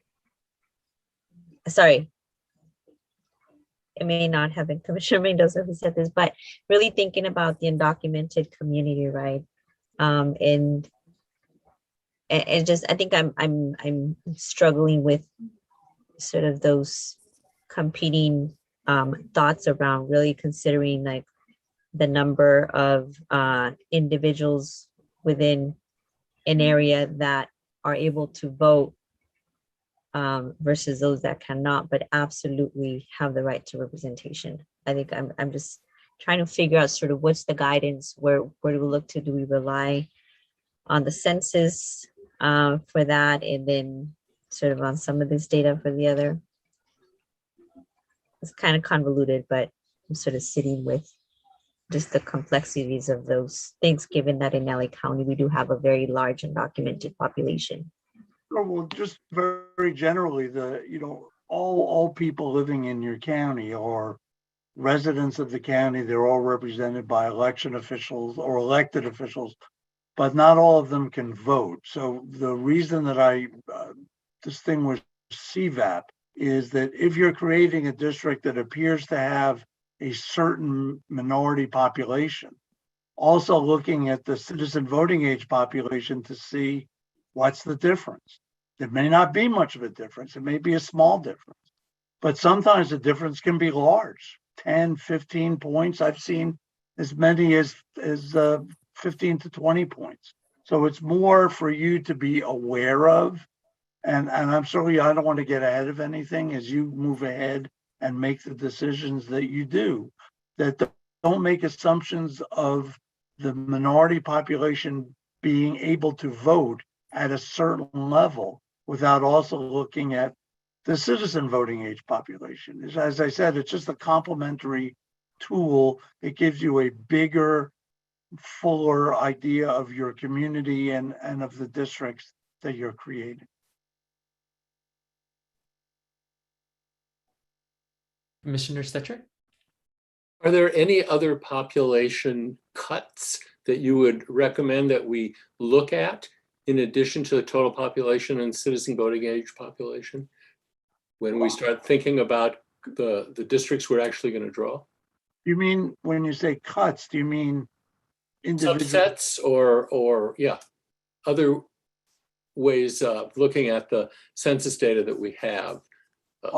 I'll speak from my perspective, and Jonathan may have, I'm sure he has his own. I focus on the voting age population because this is about elections. It's about voting and people being able to elect whom they want. So there is often a difference between total population and voting age population. So as I work with jurisdictions, I always focus on who can vote. What is the voting age population? Because in the short term, certainly, those are going to be people who are voting in the districts that you create. So that's my predilection. I always focus on that VAP column and then VAP by relevant racial group, depending on the place. Just to follow up, I'm sorry, just to clarify that. Oh, you were going to add something, Jonathan? Yes, I mean, there's just not in the census data. That's all there is. And in the decennial census, we have total population, we have voting age population. In fact, even things like CVAP come not from directly from the decennial census, but come from the American Family Survey, the CPS, community CPS, which is a monthly survey that the Census Bureau does every month. So there's not a whole lot more data that there is on a general basis. Again, but again, considering communities of interest, if you want to think about, as I know, as a resident of Los Angeles, the unhoused, those are a very hard population to count, but we know some areas where they are, those might be concerns for you. But again, from the census, all you're getting is going to be voting age population and total population by racial and ethnic, by self-identified racial and ethnic groups. But just to clarify, our first criterion is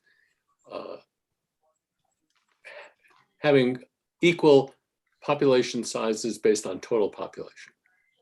And looking at voting age population may help us adjust, clarify, make choices about boundaries but we can't ignore the total population. You cannot ignore it. That's absolutely essential in drawing your district. I see a hand from Preeti.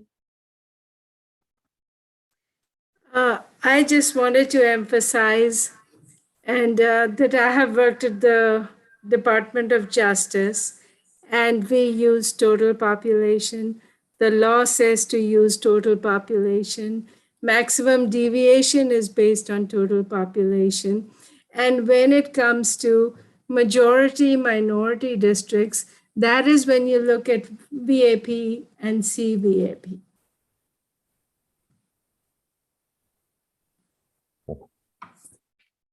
We have Commissioner John Bento next. No comment. Thank you. Preeti, I see your hand up again. Would you like to? No. And then Co-Chair Carolyn Williams. Yeah, I have, I guess it's maybe a thought as I was listening to the analysis and the comments is, since I'm thinking part of why we didn't see RPV in this, could it be because of the size of our districts? I mean, we're talking about 2 million people. And when you're talking about districts of 2 million people, the diversity, there's a lot of diversity in that. And then when you add voting population, voting age in that, it just seems like it starts to make it more complicated to see what we're talking about, consistent evidence of racially polarized voting. Is that part of what's happening here? Good question. I don't think so. So I've worked in jurisdictions statewide that show very strong prevalence of racially polarized voting. Back in 2000, I did analysis of Texas statewide. So the Texas statewide has many more people than Los Angeles County. And there's consistently racially polarized voting at the state level there. It's just, so the data is big. It is just not present. Again, there's not strong, I should point out what I said, there's not strong evidence of it. It's just not there. So it's not the size. In fact, the size is helping us. We have lots of data. Okay. That's my question. And I think at this point, want to thank you for a very involved discussion, answering the questions. You know, we're energized, looking forward to the next phase. And I think this closes the discussion for 5A. Great. Does that mean Bruce and I are excused? Yes. Thank you so much for now. Have a good evening. You I enjoy too. working with you all. Please let me know if you have any other questions. Okay. Co-Chair Maeda and Williams, I'm wondering if you want to take a 5-minute break. Let's do that. Yes. Okay. Thank you.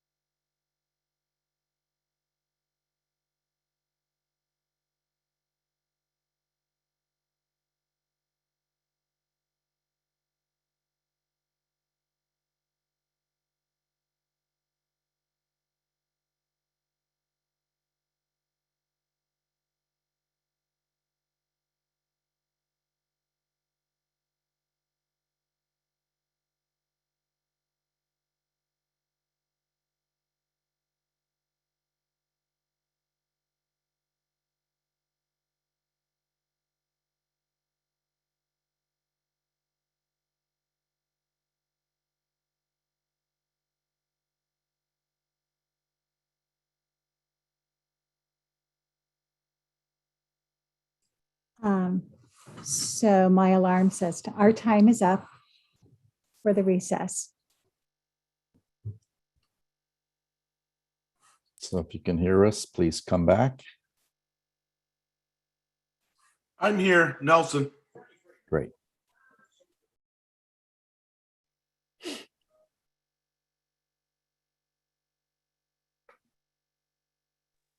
I'm here.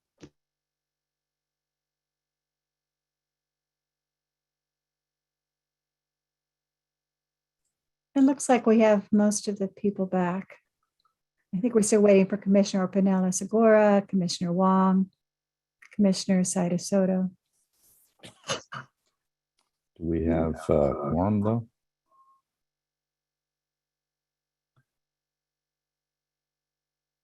We have a quorum.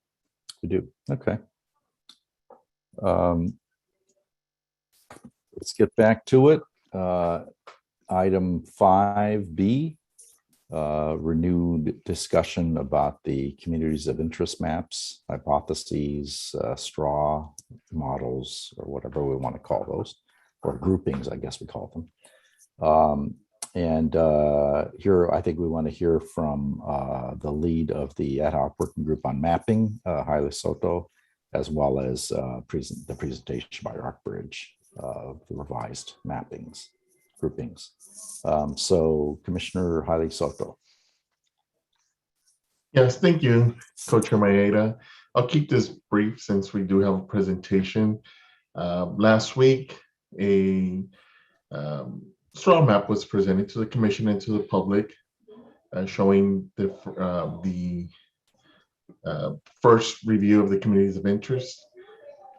Comments were submitted over the weekend, and on Monday, the mapping ad hoc working group met with Rockbridge to consolidate those comments, synthesize it, and 3 models were ultimately finalized, and they will be presented tonight for the Commission collectively to review, as well as for the Commission to provide input.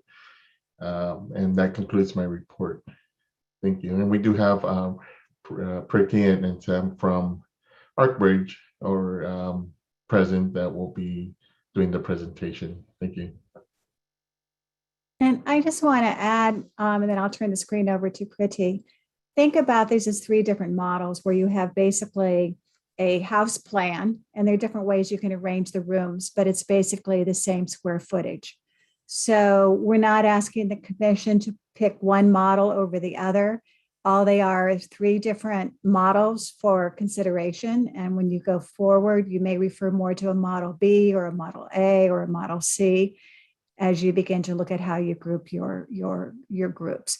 So these again are just for input based on how the different community COIs have been grouped. And with that, I'll stop sharing the screen and turn it over to Pretty.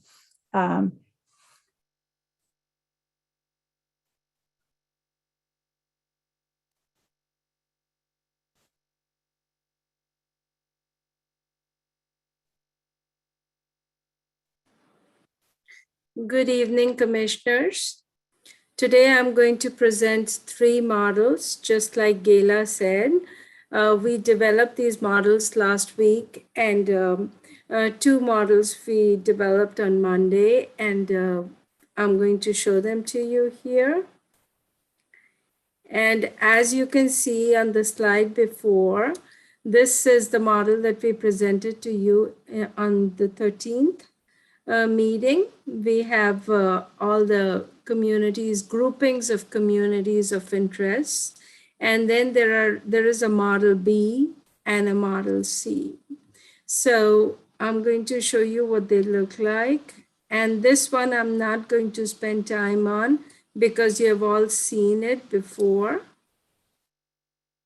And in model A, we have 27 communities of interest.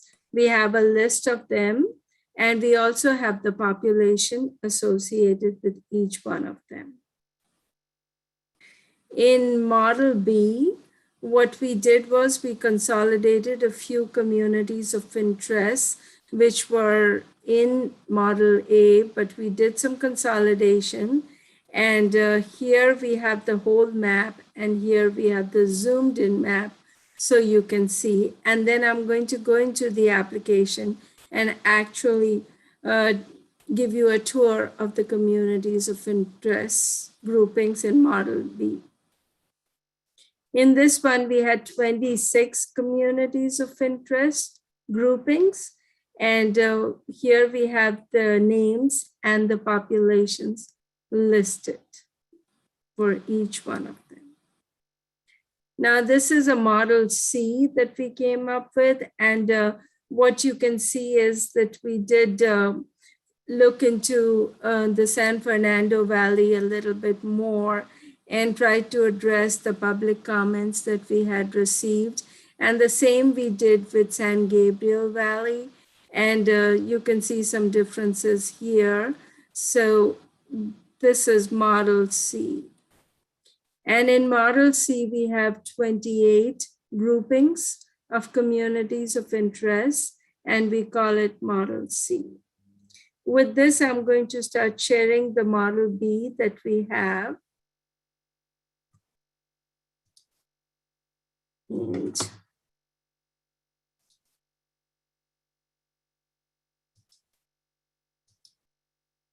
so this is Model B that we have. And I'm going to do a quick tour like I did last time. So starting from the northern part of the county, we had, before we had Lancaster and Palmdale, and we had Pear Blossom. So in this model, they are all consolidated to make it one grouping, which is the Antelope Valley. This is the Santa Clarita Valley. Then we have San Fernando Valley. And if you remember in the previous model, we had the Tri-Cities where we had Burbank, Glendale, Pasadena. But here we have a San Fernando Valley grouping. Then if we come over here, we have this one is the same as we had in Model A. Then we have Pacific Palisades. Then we have Santa Monica. We have a grouping called Santa Monica West LA, and it includes these cities: West LA, Brentwood, Mendeville Canyon. Then we have West Los Angeles, Hollywood, Los Feliz, and you can see the cities which were grouped in this. And here, what we also did was we focused on separating Northeast LA. So we have these communities or cities. We group them as Northeast LA. And you can see Eagle Rock, Glassell Park, Mount Washington, Highland Park. And then we have the Dodger Stadium Park area that you can see, and the cities are labeled here. We did deliberate a lot on downtown LA, Chinatown, and wholesale district. So working with the entire group, we felt that we should leave wholesale district by itself because it could either go here in East LA or it could possibly be grouped with the downtown LA, Chinatown. So this is East LA, where we have two cities, Boyle Heights and East Los Angeles. Now let's come up to San Gabriel Valley. And here, this is a large area. And if you look at all the cities which are incorporated in this, and then we come to Greater Whittier. And here, if you remember, there were comments about Montebello, Monterey Park being different than Pico River, Pico Yeah. And so what we did was we kept Montebello as a separate community of interest. And then we had Greater Whittier, which includes all these cities that you're seeing listed here. Then we come to Southeast LA.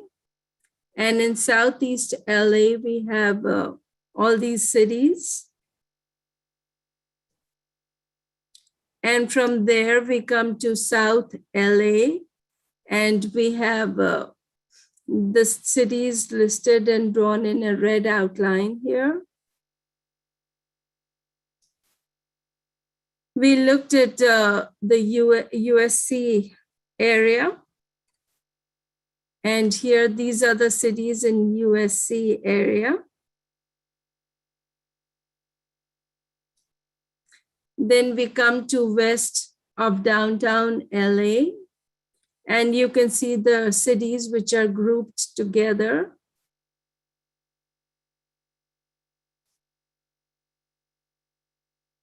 Then we come to the greater Inglewood-Crenshaw area.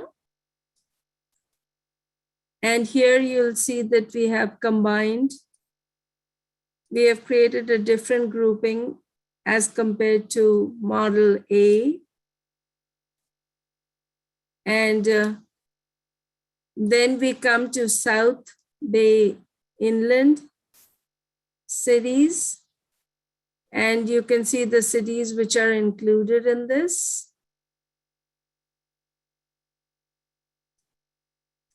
And now we come to seaside communities. And in seaside communities, we have Mar Vista, Venice, Culver City, Torrance, and all the way down to Rancho Palo Verdes. Then we have the San Pedro area.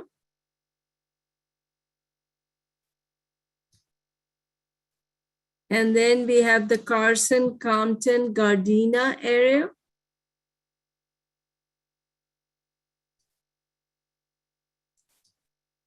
Then we have Long Beach.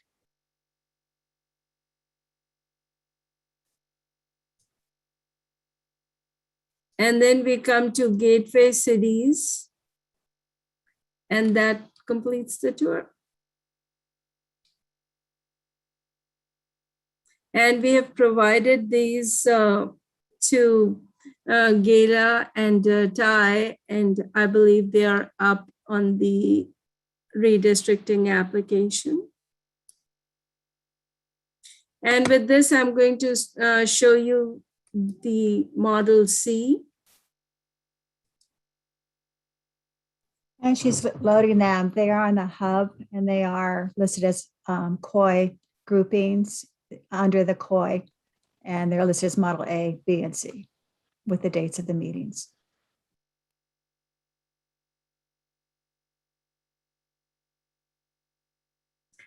This is Model C.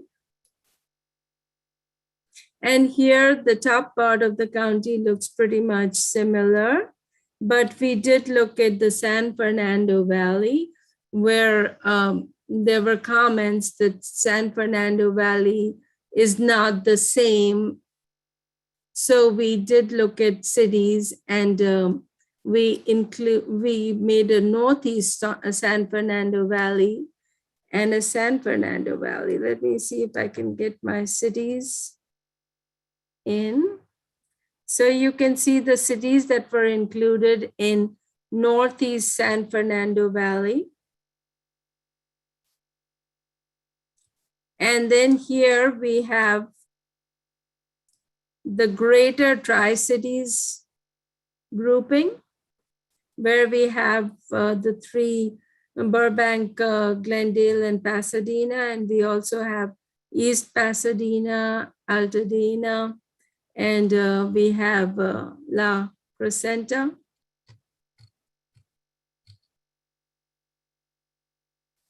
And then we looked at the San Gabriel Valley in more detail.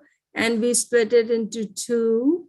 We have the North San Gabriel Valley, and you can see the cities that were included in the North San Gabriel Valley, and we called it the North San Gabriel Valley Foothills.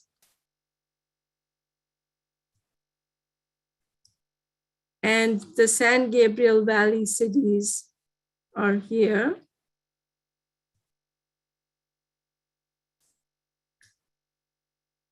Greater Whittier, we have these cities in Greater Whittier. We left Montebello by itself. Then I think these are the same as we have in Model B. So all these things are pretty much the same as we had in Model B.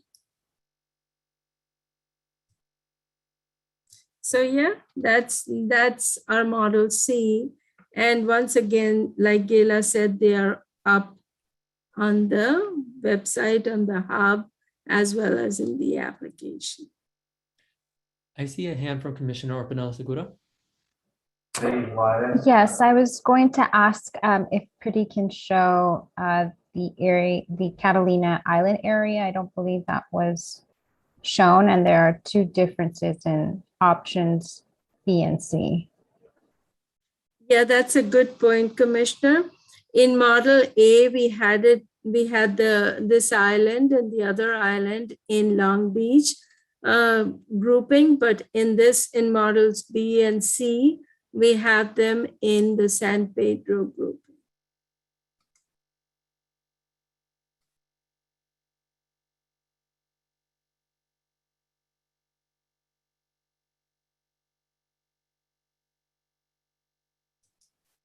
So those, let me know if you have any questions on that, but this is all available on the application, on the hub, so you can go use it. And if you have any comments, suggestions, do let us know. We have a hand from Commissioner Holtzman. Hi, yeah. I was dealing with family matters over the week. I didn't do a heck of a lot of exploring the hub or the new version of our redistricting software. But I'll tell you this, I could not figure out how to get a shapefile out of the hub so that I could import it into our redistricting software. Can you walk us through that, how I could use these files, these plans, and look at adopting them, tweaking them, or what have you? Sure. I can show them to you, or if Ty would like to.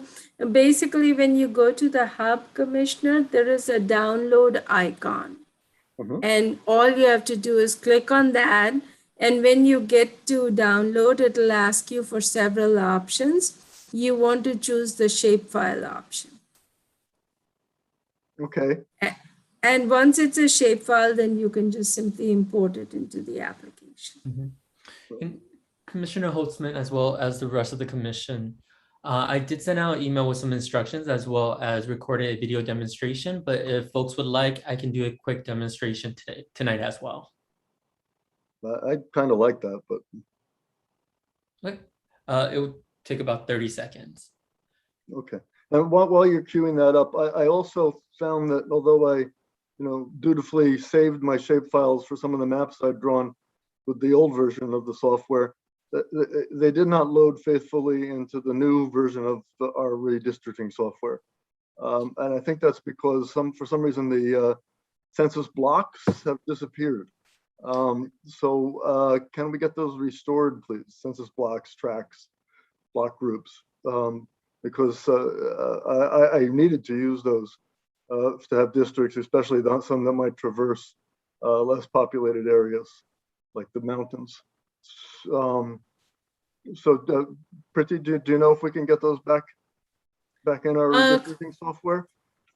Commissioner, yeah, what can be done is they can be loaded as reference layers, but because now we are using RDUs, and communities, then we do no longer have access to the nested hierarchy that we had before, but blocks, tracks, they can all be loaded as reference layers. No, I'd really like to have access to that nested hierarchy again, because while you trained us on it, for one thing, when you put the software up, I was using it. I found it very useful for assigning to districts and what have you. I don't want to be limited to these RDUs, and I don't think that this commission has made a policy decision that we need to be limited to the RDUs. So I would very much appreciate it if you could have those restored as part of the selection hierarchy and not as just some reference layer, because I actually need that to be able to complete some of the map drawing I was doing. I started using those available census geographies, and there's no reason to take them away. Gayla, you want to address this? I think there's another reference level, and this probably could be handled as a separate conversation, set up a time with Priti on how you can overlay the reference file, because majority of the people wanted, they've gone with the RDUs. But if you want guidance on that and how to overlay the reference, so you can do down the block.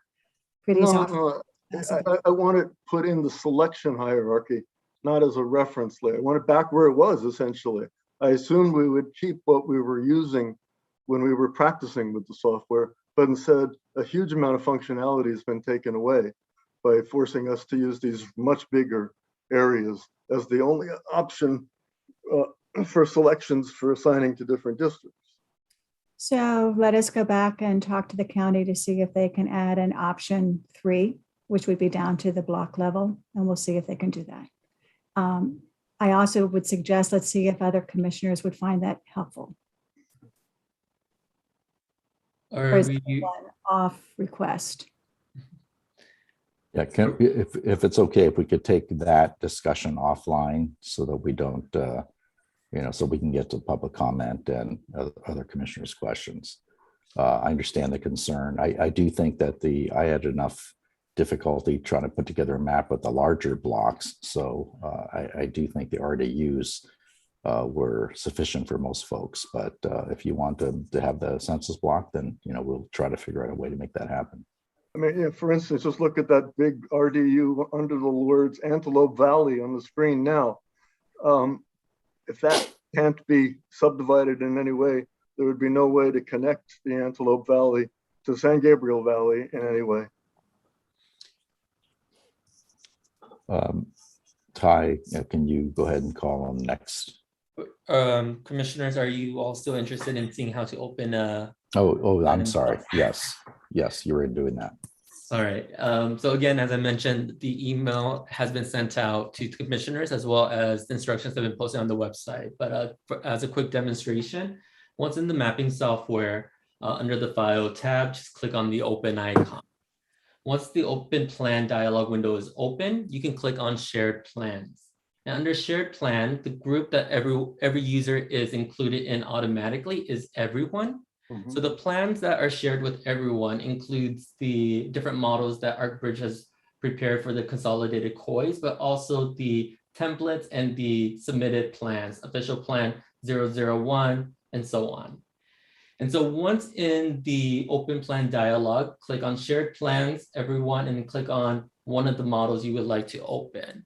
You can also open one of the submitted plans if you would like to take a deeper dive into exploring those areas. So let's say, for example, we're interested in looking at Model A. Select Model A, click Open Plan. This will open the layer for that, the shapefile.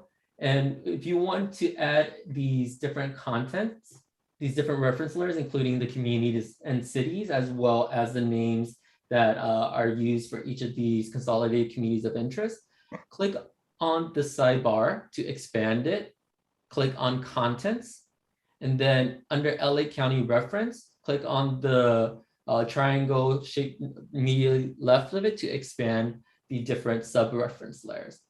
And here we open Model A, so click on Proposed Consolidated Communities of Interest Model A, and then make sure that you also click on the parent layer as well. And so then once that's done, you will see that these names have been included. If you are interested in also seeing the names of the cities and communities within each of these consolidated COIs, you can click on that reference layer as well. And just as a reminder for users, the more layers that you do click, the longer it will take to load. That's just takes up more bandwidth, and especially for folks with a low quality broadband, this will become an issue. And so when we zoom in, just give it a moment, you can, it will load the different cities and communities. Okay. If I may, I thought the Commissioner Holtzman question was, how do you get things from the hub into the software so you can do this? And I think your answer is they're all already there, as well as being at the hub. You just need to know where to look for them. Is that right? Correct. Correct. And for to download from the hub, as Preeti was explaining earlier, there is a download button, and you can download the shapefiles and import them in accordingly. But I've already done that for the proposed consolidated COIs as well as all the submitted plans thus far. Okay, and so could you show how you would modify one of these groupings? Yeah, so what you would need to do, because all of these shared plans are read-only, you would just need to save it as your own plan. Yeah, I understand that, but how would I say, put South Pasadena and Eagle Rock, combine it into one big grouping with the Tri-Cities BGP? Let's say I wanted to make that change. So let's say you wanted to make the change for Eagle, you want to make South Pasadena and Eagle Rock as part of Burbank, Glendale, and Pasadena. Is that correct? How would I do that? So you would do it the same way. Zoom down here, you would just choose the color. Again, there's a lot of different regions, right? Just because, again, these are different COIs, they're not meant to be. Well, I see. So you have to know the number for the region. Correct. I get it now. Thank you. Okay. With that, are we ready to move on to the next commissioner question? Yes, I believe so. Thank you, Ty. That was quite helpful. Okay. I see Commissioner Morales, your hand is up. Yeah, and I apologize for the late night saxophone playing in the background. So I just had a question around the greater Whittier area that is inclusive of Pico Rivera in both B and C. And I know we had some comments that went back and forth on whether it would be together. So just for, so I have an understanding in terms of the rationale. What is the rationale for not having two different areas for these regions, given that these were comments that were made to us?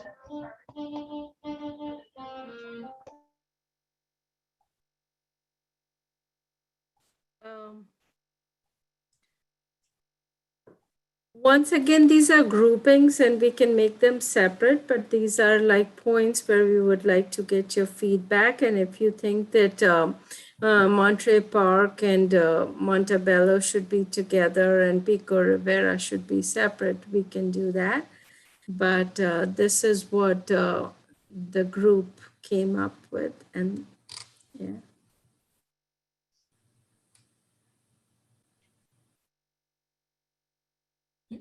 I see no other commissioner hands. I'm sure there will be, there may be additional questions or comments, but why don't we pause and take a public comment at this point? Okay, so we have about 6 public comments for this item. I am not sure if everyone is still here for that, but let me go down the list. So again, as a reminder for members of the public interested in making a public comment, please put your name and the specific agenda item you would like to make a public comment on. Each person will have 1 opportunity to make 1 public comment for 1 minute per agenda item. So the first we have Lucy Demirjian, and Lucy, I believe, is currently not in the room anymore. So next we have Steve Tot.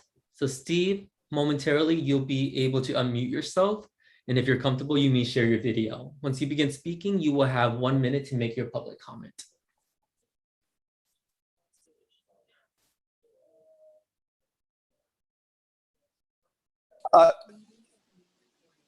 Thank you very much. This is Steve Toll. I'm a city council member of San Marino, and I appreciate the opportunity to speak before the commission regarding their plans. San Marino is taking a look at the 3 maps, and we support map C. When you take a look at our community of interest, they lie principally with South Pasadena, and all the way up to La Cañada. We share fire services to a degree with South Pasadena. We share some police services, jail with Pasadena, roads with Pasadena, and educationally speaking, we also share San Marino Unified School District has classes that they run through PCC, they run through the JPL, and what we run through the Caltech. So our community interests lie mostly among them. We also share a major intersection with Alhambra that we're still trying to work out, but thank you very much for your time. Thank you. Next, we have Chris Rowe. Chris, momentarily you'll be able to unmute yourself, and if you're comfortable, you may share your video. Once you begin speaking, you will have 1 minute to make your public comment.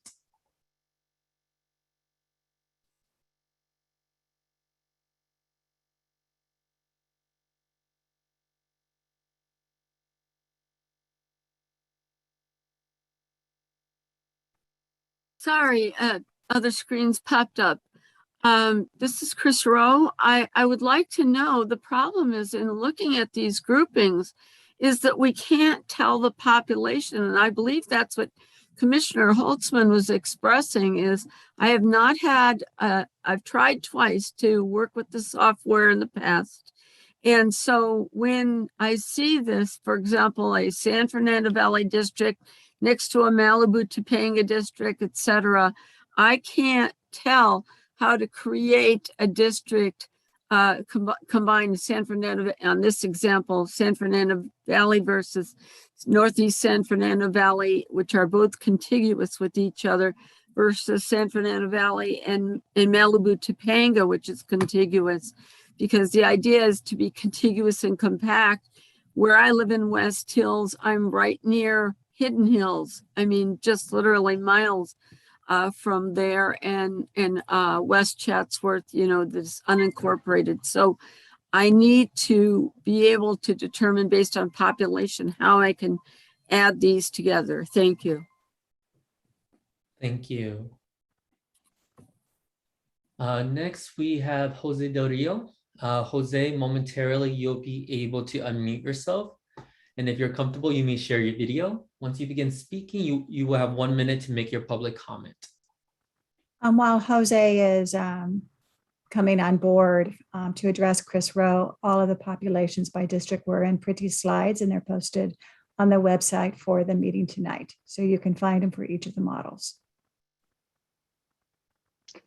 Perfect. Good morning, commissioners and staff, or actually good evening, excuse me, sorry, it's late. Good evening, commissioners and staff. I submitted a written comment in case anybody wants to read it in its entirety on this item. I wanted to make a slight adjustment to that written comment. The original comment was and I'm with California Common Cause, excuse me, the local redistricting advocate. My original comment was just in regards to some slight comments that some commissioners had made during the previous meeting about adjusting some of the COI visualizations. It appeared as though that the commission or the commissioners who made those comments were asking for some slight tweaks based on their own opinions, where there was in regards to areas that had COI testimony. So I just wanted to remind the commission and just let them know that the tweaks should be based on COI testimony and not individual opinions or anything like that. But I will say the slight tweak is this: based on the visualization and the comments by Commissioner Soto, as well as other commissioners tonight, it looks like the commission is doing that. So thank you so much for that, and thank you for your time. Thank you. Next, we have John Mendoza.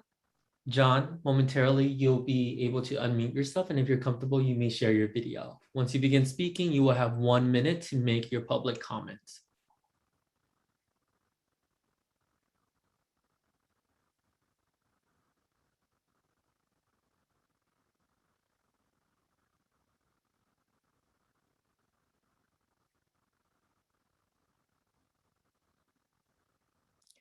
Okay, John, whenever you are ready, you can unmute yourself and begin speaking. Can you hear me now? Yes. Yes, I had a comment, but that was a while back. I had my hand up when you were discussing the populations and cracking and packing and so forth. So I have no comment now. Okay. Thank you. Okay, next we have Sydney Williams. Sydney, momentarily you'll be able to unmute yourself, and if you're comfortable, you may share your video. Once you begin speaking, you will have 1 minute to make your public comment.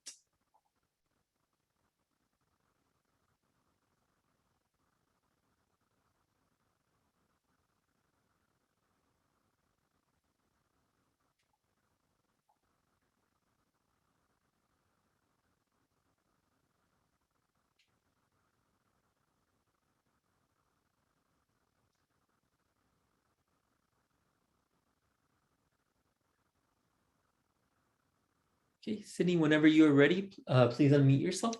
I'm sorry, I don't have anything to say. I guess I raised my hand by accident. Sorry. No problem. Thank you. Okay, next we have Josh Wheeler. Josh, momentarily you'll be able to unmute yourself. And if you're comfortable, you may share your video. Once you begin speaking, you will have 1 minute to make your public comment.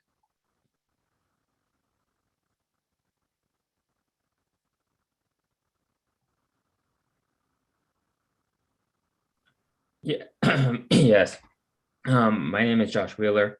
I'm from the Van Nuys community. I just want to make sure that we add, when we're talking about the Northeast San Fernando Valley, we're talking about majority Latino communities. The Northeast San Fernando Valley needs to be beyond just Pacoima, Arleta, Panorama City. It needs to be North Hollywood, Van Nuys, Lake Balboa, Canoga Park, Reseda, Winnetka.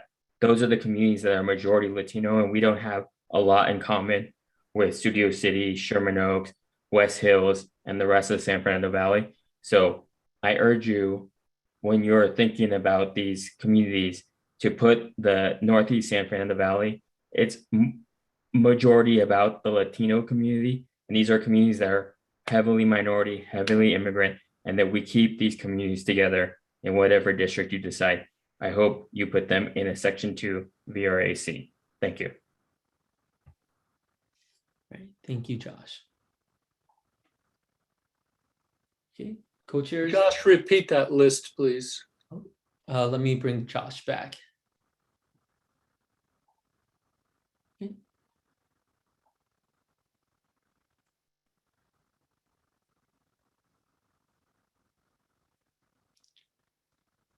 Josh, if you're still with us. Yes, sir. Commissioner Stetcher, can you repeat the question? Yes, would you repeat the list of the other communities that you thought were similar to those identified in the Northeast San Fernando Valley? I had North Hollywood, Van Nuys, Lake Balboa, Winnetka, Canoga Park. I would also include Valley Glen. It's the majority Latino communities, and then San Fernando Valley. I think there's a real separation between the communities that are Latino, immigrant, even Asian immigrant, than the communities that border the Mulholland Drive that are more Anglo. I think it's really important that we separate these communities, because in the congressional districts we're separated, in the state assembly districts we're separated, in the Senate districts we're separated. So I would think when you're looking at these communities, they're very different. They're more working class, they're more immigrant. And so I would say North Hollywood, Valley Glen, Lake Balboa, Canoga Park, Reseda, and Winnetka. Mission Hills also, and North Hills as well. Thank you. Thank you, Josh. Anytime. All right, co-chairs, we have no other members of the public. Would you like to close public comment on this agenda item? Yes, public comment is now closed on this particular agenda item. Are there additional questions or comments by commissioners? All right, I see a hand from Commissioner Kenny. How are these community of interest maps going to be used in drawing the district maps? If I may, I think the idea was to have them as reference tools as you go forward. And that's why you have 3 models, because we also receive conflicting input during the public hearings where people have different perspectives. So there's no perfect model out there. And they will obviously evolve as you get more input and people reacting to them. So I was encouraging folks not to do analysis by paralysis, because your next step will be to start drawing your map options. So just use them as reference tools. And I also mentioned, Commissioner Kenny, in as much as the commission has not, we're not taking a vote to adopt, A, B, or C, or even all 3 of those. There are things that I think we should keep in our minds when we're evaluating other plans, or perhaps even drawing our own. But there's nothing to say that we have to draw a map that's going to actually follow model B or C, right? It could be a combination as we go. But I think they're useful in terms of when we think about where the breaks might be, where particular lines might go. And to Commissioner Morales' point, there are going to be some areas where we got conflicting input. There may be other ways to sort of group them. So they're just conceptual in nature. And we may receive more input where we can get greater clarification. Commissioner Holtzman?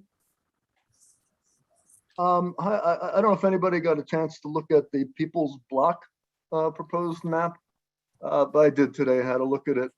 And I think it's possible, just wanted to make this comment, that it tracks the desires of Josh Wheeler, who just spoke from Van Nuys about keeping together the majority or predominantly Latino areas of the valley and separating them. So I might want to highlight that for consideration with his comment. Also, of course, he did ask for Section 2 of the Voting Rights Act district for Latinos, and I think we found today from our consultants that we don't really have a need to do that under the Voting Rights Act, but we may have other rationale for doing that. If I may, that may be the perfect segue to the next agenda item, which is to look at the map submitted to the hub. Let's move there then. Was one, and Ty can also explain sort of some logistical problems we're waiting to hear back from them regarding the posting. So should we bring up the next topic, if that's Yes. okay with you? And I'm also just watching the time, it's 9:38. Okay, so we'll move to the next one.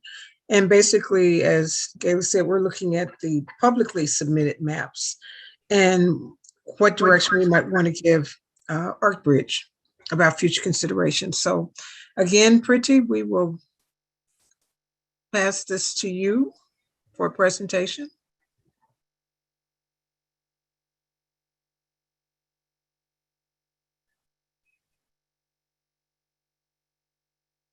Or to Arkbridge. Yeah, sure. Okay, thank you.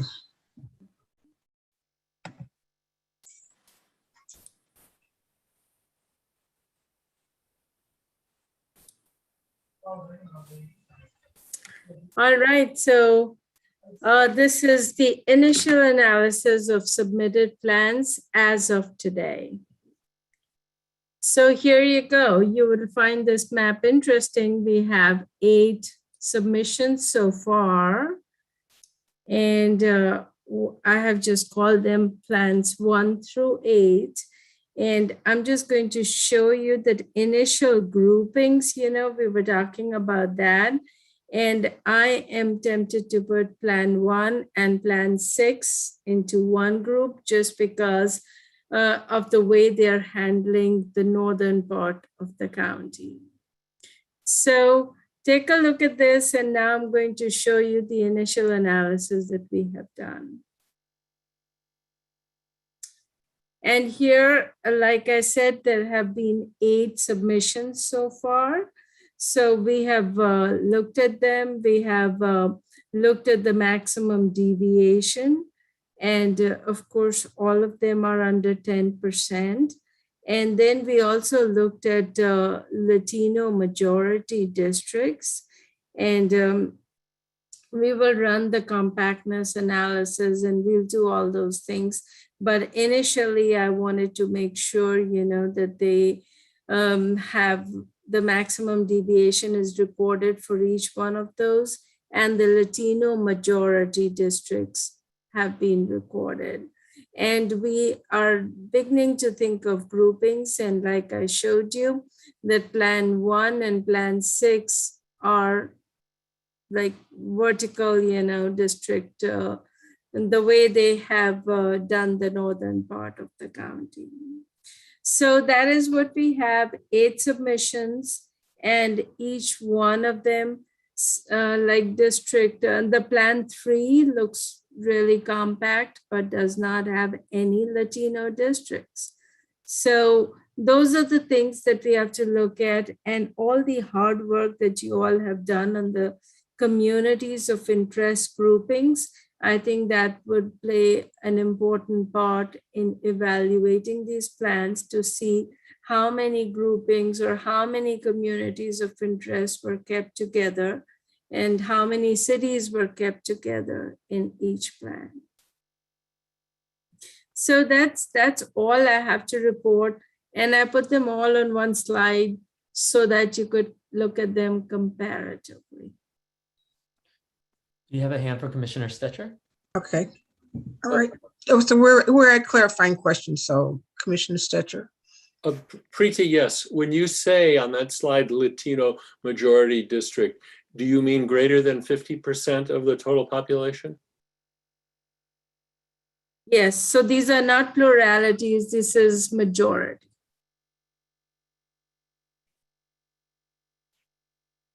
Other questions? Commissioner Holtzman? And that's not CVAP, that's just regular population. This is total population.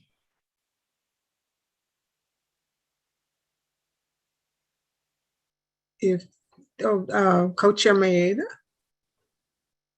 Can't hear you.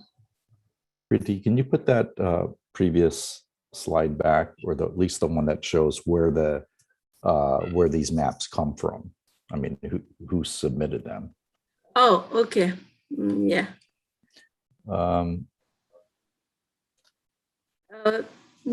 I think that is Josh Keeler. He submitted 2 maps, which is labeled as 001 and 006. And then we have 2 maps from this user who had presented at one of the meetings, St. Waldman. So we have 2 maps from him. And yeah. And Commissioner Holtzman mentioned a People's Block map. Is that one of these? That did not show up until the starting of this meeting. So if it was, I did not see it. Commissioner Holtzman is 3 hours ahead, so I guess you got a sneak preview or something. I don't know how time works, but. I mean, I also have to say that I was in another meeting, and until then I was watching. So we had 8 submissions. Okay. So I think something, Go ahead. I was going to say something for this commission to consider, and again, it has to do with the volume of maps, is if you all are interested in getting more information, we should consider next week, we're going to have Tuesday, Wednesday, Thursday, where you're looking at these maps in greater detail and thinking about your options. If you'd want the individuals who developed or the organizations that developed them, come and maybe give them 4 minutes to talk about their maps.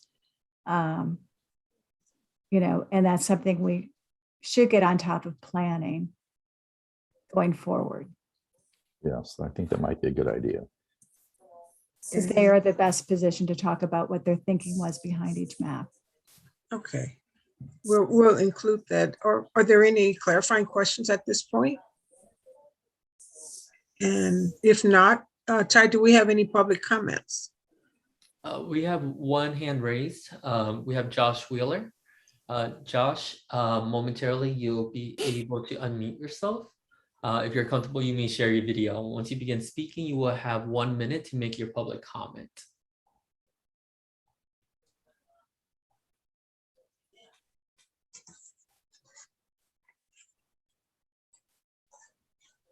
Yeah, sorry. I just wanted to give an update. I developed Plan 1 and Plan 6. Plan 6 is more updated, has a lower deviation. I just wanted to give you guys an update, and it has better districts. I was able to renumber the districts. It was hard in your software, but I did it. I would caution you guys from, I'm really concerned about the racially polarized voting analysis. It indicates no racially polarized voting. The state commission has come to a different conclusion in Los Angeles. I believe there's significant racially polarized voting in Los Angeles that shows a Section 2 seats, multiple are needed. I would urge you to look at other races besides the county supervisor races. I can explain more, but I think county supervisor races, there weren't a lot of Latino candidates and minority candidates that showed a real ability for candidates of choice in the Latino community. But if you look at local cities and local areas, you can see a real racially polarized voting in those areas. Thank you, Josh. Next, we have Chris Rowe. Chris, momentarily, you'll be able to unmute yourself. If you're comfortable, you may share your video. Once you begin speaking, you will have 1 minute to make your public comment.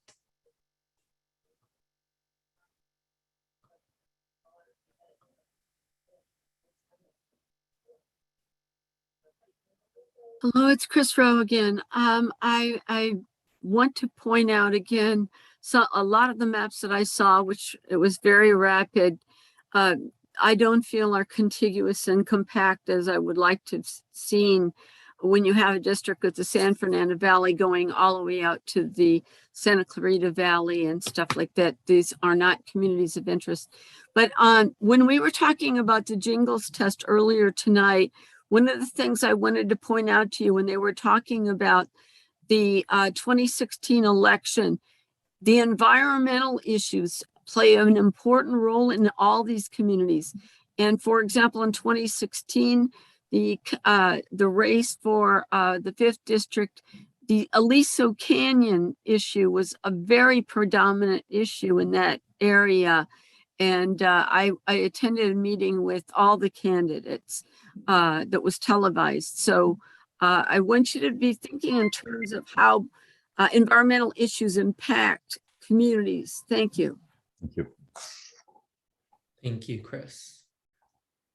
So we currently have no other members who would like to make a public comment on this agenda item. Co-chairs, would you like to close public comments?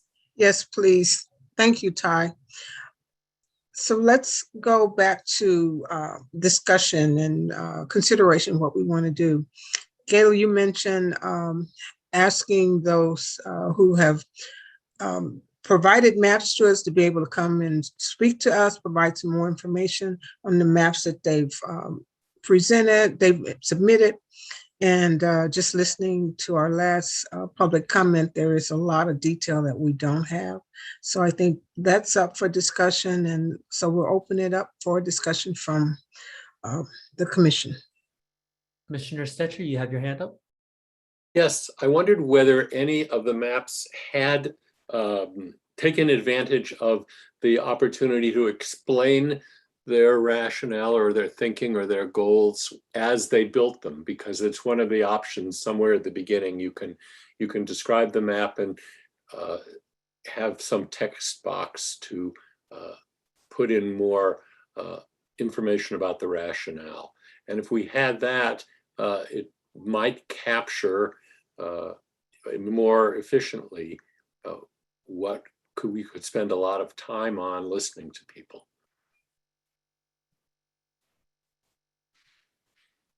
So I can answer that. Commissioner Stetcher, they are available on the hub. If you click on the Explore button, if any of the users submitted any plan descriptions, for example, they would be there if you click on the Explore button.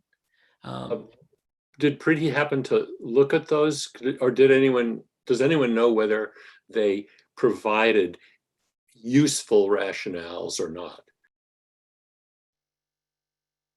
There are some plans where they say that they're trying to make a Latino district, and they are trying to keep San Fernando Valley together. So there are short descriptions there.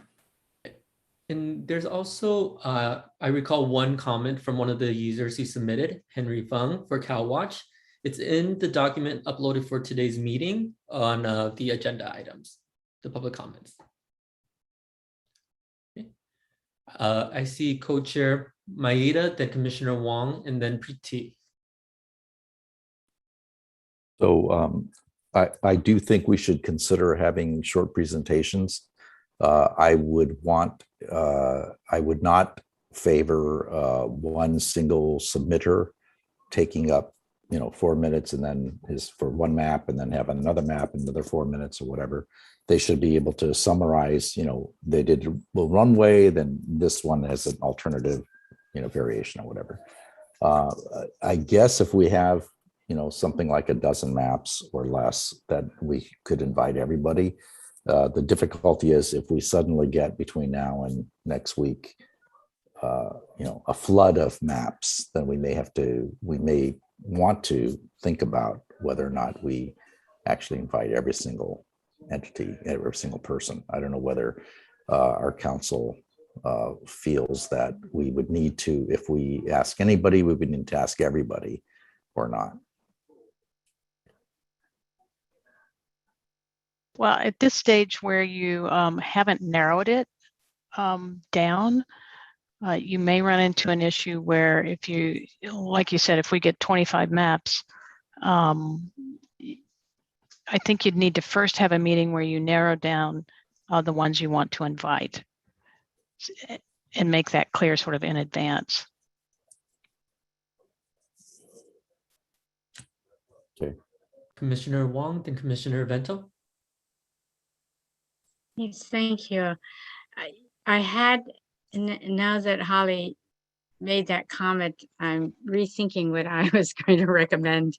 I was going to say that I like the idea of inviting the mappers to do a very short presentation, a short explanation, because I also like the idea of for us to have an opportunity to ask questions as well about the maps, if we had any. But if it meant that we would have to invite all of the map drawers and we got lots of them, then I guess that that would be problematic. So maybe not at this time to invite the map drawers, but just to invite those after we have maybe a week to look at them to narrow it down might be helpful. Just because I would like the opportunity though to ask questions. I'm sorry. We don't have a week. That's the big issue. We actually have to choose map options next week. So keep that in mind, whatever actions we do. Right. And we got some meetings right now we've got some meetings scheduled for next week. So, and it's 3. Commissioner Vento, then Commissioner Mendoza, and Commissioner Kenny. So I agree with Commissioner Maeda, your suggestion, and I support it. I mean, I think we just need to start inviting people here, the people that are drawing them, and and we have 3 meetings: Tuesday, Wednesday, Thursday, I believe, correct? So I think that's the best option. I don't think, this is just my personal opinion, I don't think we're going to get 100 maps in a week. I think we might get a few more, but I don't think we're going to get a plethora of maps. So thank you. Commissioner Mendoza, then Commissioner Kenny. Thank you. I'm not opposed to having the map preparers speak for however many minutes time allows.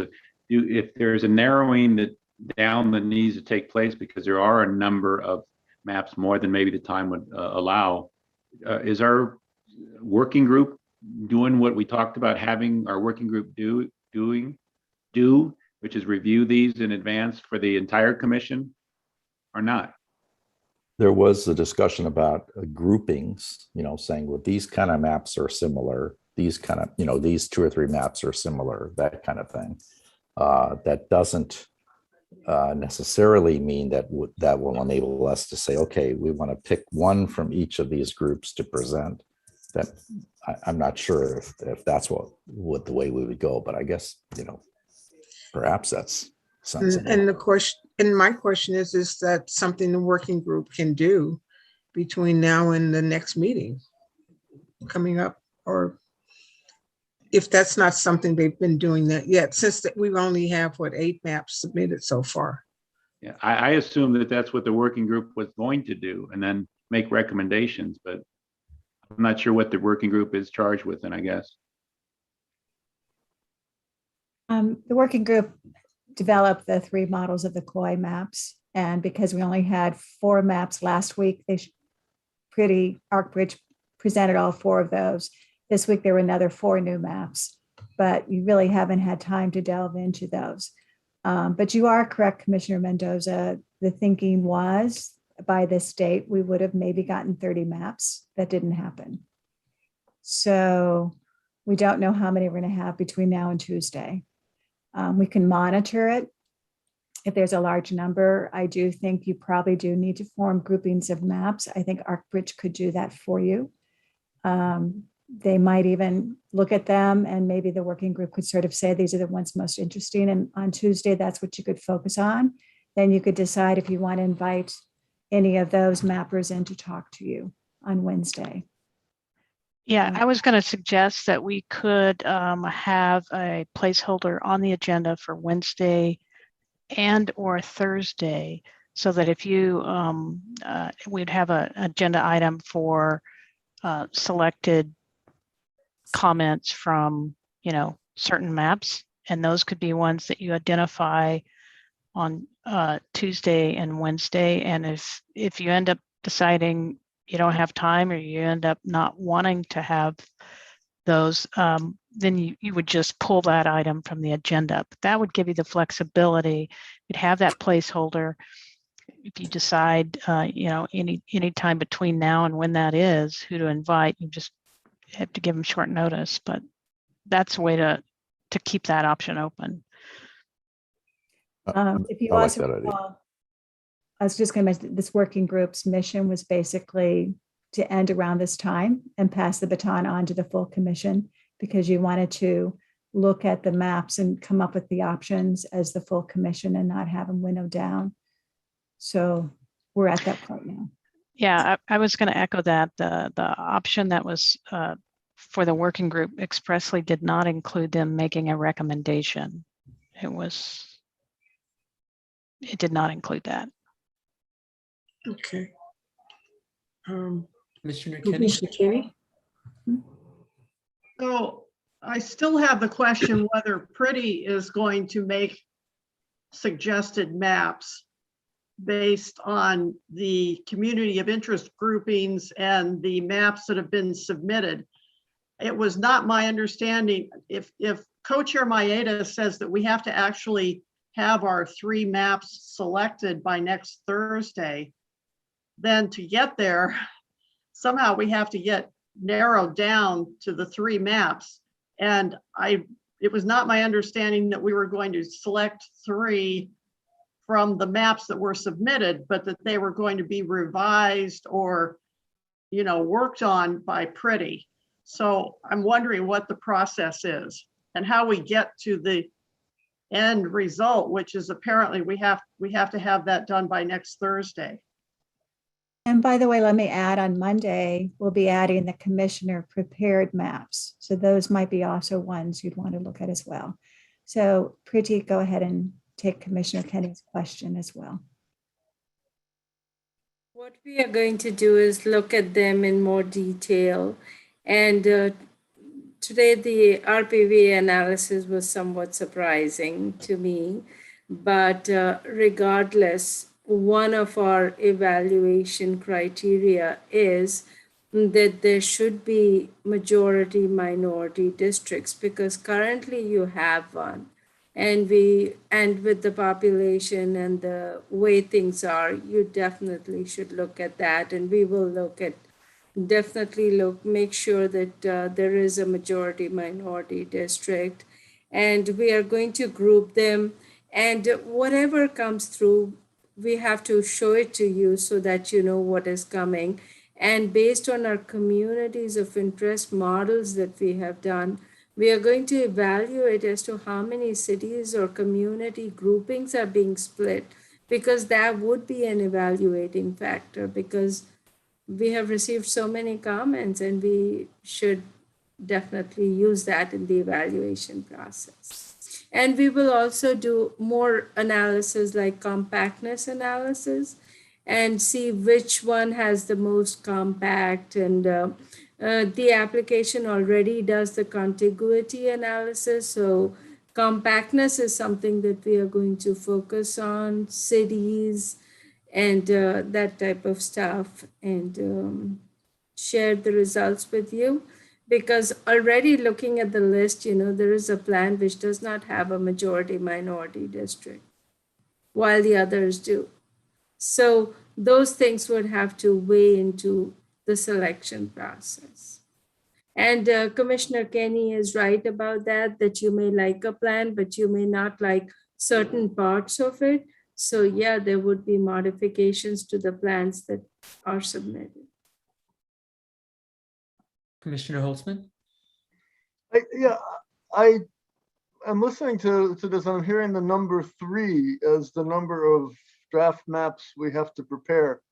I don't think we're actually limited to 3. I mean, the law contemplates us developing at least 1 draft map, but why am I hearing 3? I think we can probably publish as many as we want, can't we?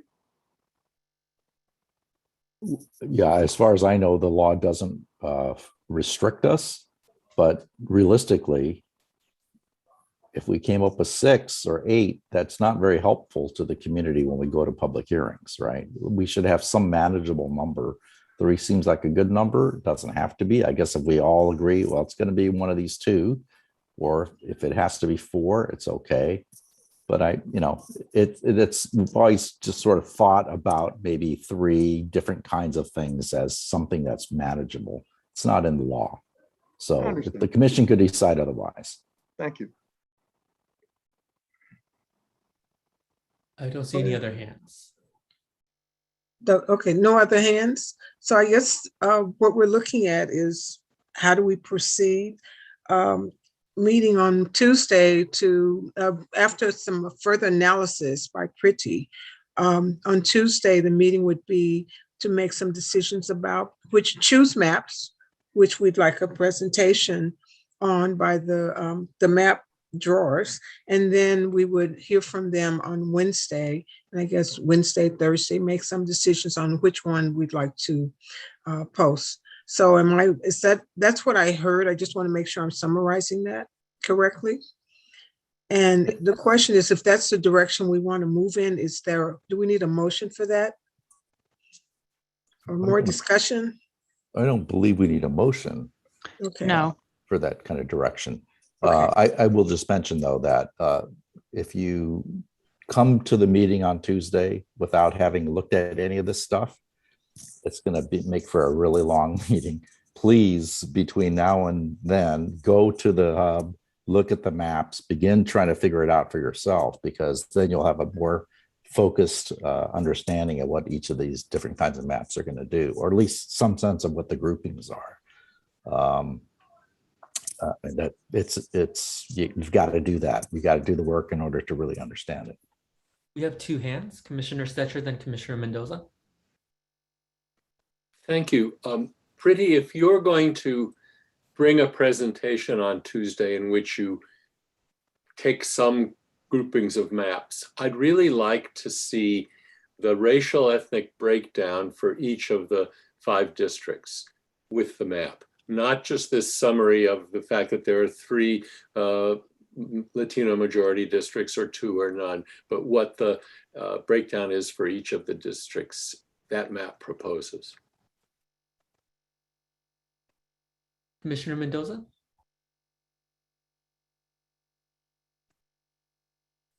You are muted. My apologies. What would be helpful to me and possibly others is to see, well, there's going to be the proposed district lines. Can we overlay the existing district lines so we can see what the deviation difference is that is being proposed? We can do that. That would help me.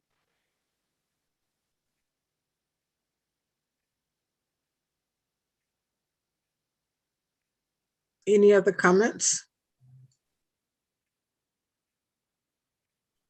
Okay, so I guess we can summarize what we've heard, that the commissioners are asking for some additional information from Pretty in your analysis, which includes an ethnic breakdown, being able to look at the way these maps deviate from the current maps, I guess, for the districts. Did I hear a third one? But that the analysis that you do would be complete enough that we would be able to make some decisions. Co-Chair Williams, we also have a hand from Commissioner Stetcher. Okay. A request for Gala or for Ty, if new maps come in, if we get 3 or 4 maps on Saturday, could you send us out an email or on Sunday and remind us or alert us to that? Because some people may look now and then be totally surprised when there's another 4 maps being discussed on Tuesday.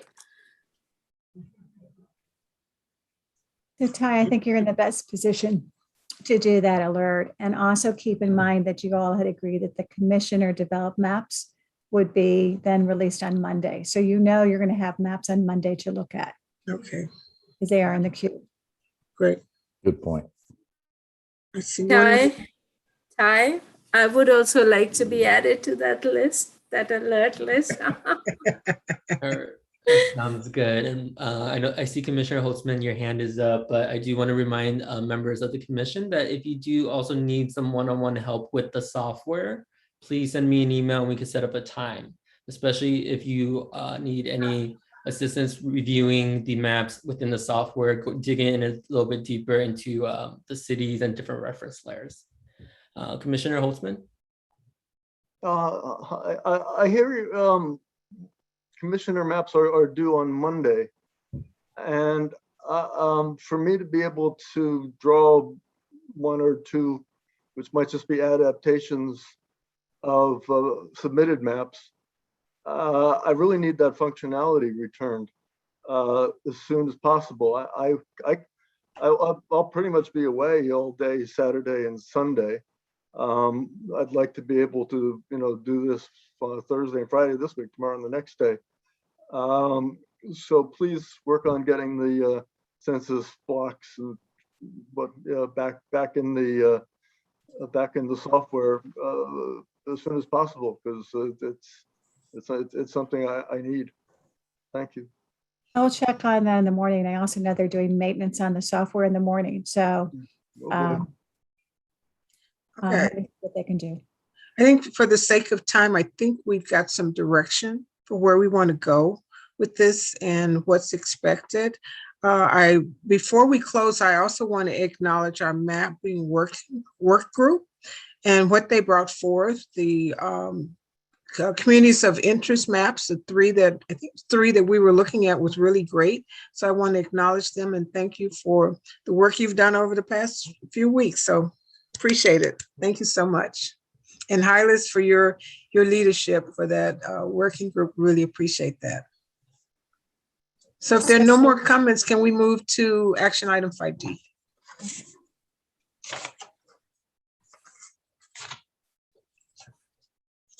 Oops. So Co-Chair Maeda, you want to introduce this? Then we have Carlos de Alba, who's been waiting to go over the media launch. Right. So 5D is to discuss, but not to approve or vote on a possible bylaws amendment, because this is a special meeting and we're not allowed to do that except by a regular meeting. But there's been discussion about the need to clarify or to deal with in some way our bylaws that deal with media the media policy for the commission and the commissioners. This is in conjunction as well with the anticipated, many-fold interest by the media in our work. And Carlos is going to, I guess, talk to us about the media buy that we've been holding back until an opportune time and what his plan is. So I don't know whether we just have Carlos talk first. Yeah, so I'm going to turn it over to Carlos. The other thing is we had a budget of 100,000. So what he's going to be talking about is a media launch that we've been going over with the ad hoc working group. And it would start later this week and go through the middle of November, right before Thanksgiving. So we feel that would draw a lot of attention to your public hearings. There's more details. I think the other key thing when he goes through the items, the ad hoc working group felt we needed more money. So I got an approval for the initial 100,000 allocation, but to add the Korean market and to add the Los Angeles Sentinel, I've gotten approval to take 20,000 from another part of my budget. I'll find it and move it into this so that we can expand the reach. And with that, Carlos, why don't you give them an overview? Hi, everyone. I know we all want to get back to our daily life, so I'll keep it as brief as possible. We just wanted to share this with everybody. It's just an overview of our small but mighty advertising plan, which, like Kayla mentioned, we are planning on going live as early as this Friday. So basically the mix of platforms and media partners that it's in front of you was based on budgets, cost, rankings, rankings against our demographics, and which one of those media partners will give us free or added value bonus. So that's how we kind of, pick and choose which platforms we would use. So now the mix that you see in front of you, it's going to allow us to reach different ethnic groups, from people in LA County who consume media in English, Spanish, Chinese, Korean, Persian, Armenian, and within the general market English media, we would be reaching those little tiny ethnic groups, such as the I believe Commissioner Soto mentioned. I can't remember the name of that ethnic group, but anyway. So we're happy to launch our advertising campaign and go live and support everybody's hard work. I won't bore you with the list of the vendors or the platforms, but you can actually see them in front of you. They are top in the market. They are willing to work with us, and they're not only are we going to be doing our regular on air, but we'll be able to do digital interviews, social media, banner ads, and print as well. And I just want to add, Carlos has been working very hard to negotiate really good rates and to get some additional things like the banner ads added as freebies along with the print ads or radio spots. So just wanted to make you aware that he stretched the dollars very far. Should I go on? Is this push going to be in conjunction with letting folks know that there are maps available to look at and to comment on, or is there going to be some talking about a public hearing is coming up on a particular day? Because we don't have those dates yet or anything. So there's some banner ads, which are the things that they could put across their website and that kind of thing. And there are two versions. One, which is just to try to draw them to the website to get the information and to talk about the drawing. The other one has a little bit more information on it. We're somewhat limited in terms of how much space we can have. The other big push obviously is trying to get more articles into the newspapers.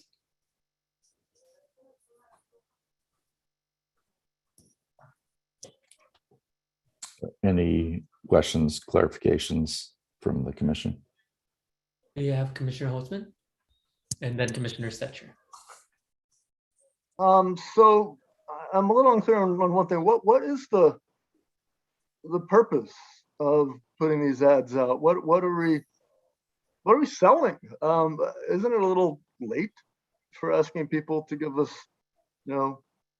information on how they think these districts should be drawn if we're going to already have draft maps out? I mean, how are you going to measure the success of this ad campaign? What are we trying to get? I think the key thing is you want them to, if not just submit maps, but the key thing is where all the activity happens, if you follow the other redistricting, is when you begin to produce your options. And that's when people will want to come and look at those options and will weigh in on. So this is a very critical time period where you're probably going to will be maximizing your public engagement. And what, how will we measure success of this? By convincing people to come to meetings or submit comments, or I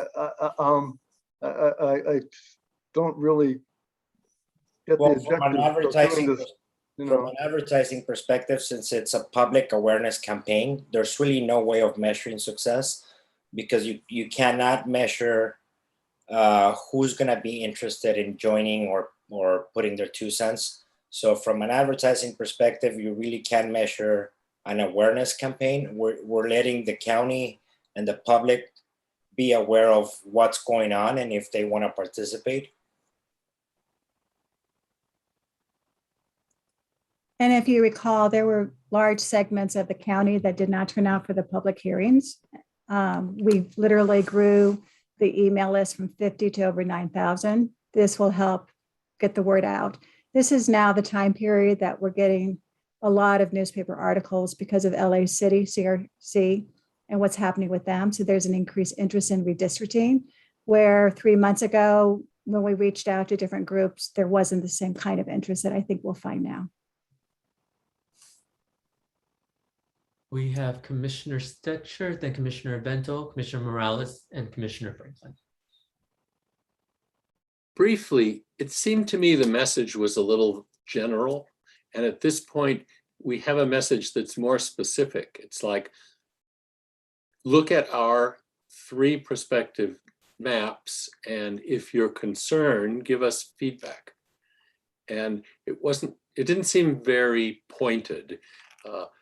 And spending $100,000 to draw people to the website doesn't feel like a good use of money, because the website is also kind of deflects you from that specific question. So we can certainly modify that. Right now, we don't know how many options, but you're absolutely right. We're trying to make them aware, come to the public hearings and respond, react. Commissioner Bento, then Commissioner Morales, Commissioner Franklin, and Commissioner Holtzman.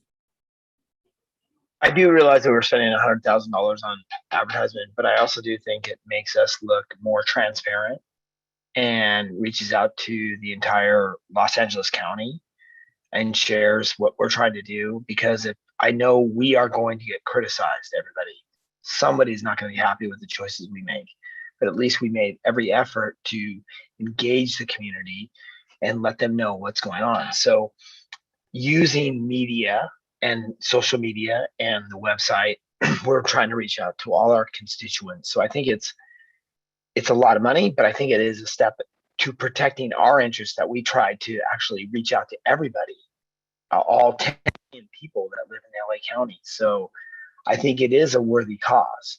Thank you. Commissioner Morales, then Commissioner Franklin, and Commissioner Holtzman.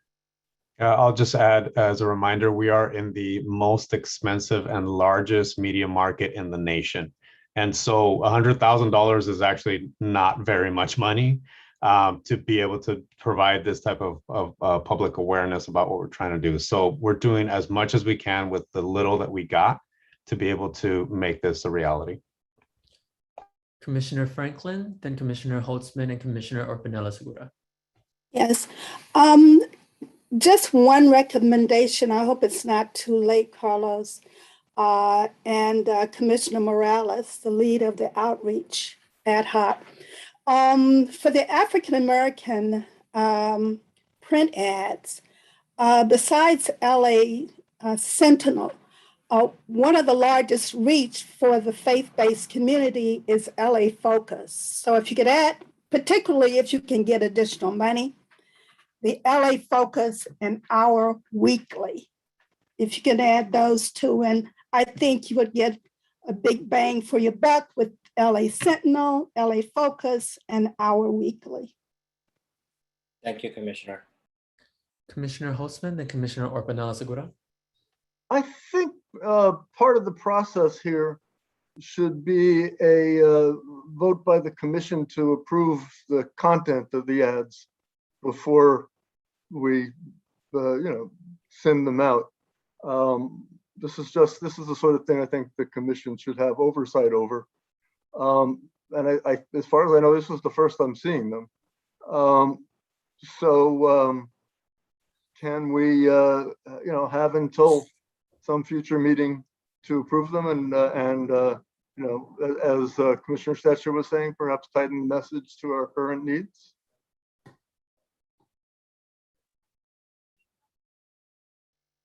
It's easy to change the text to reflect your events.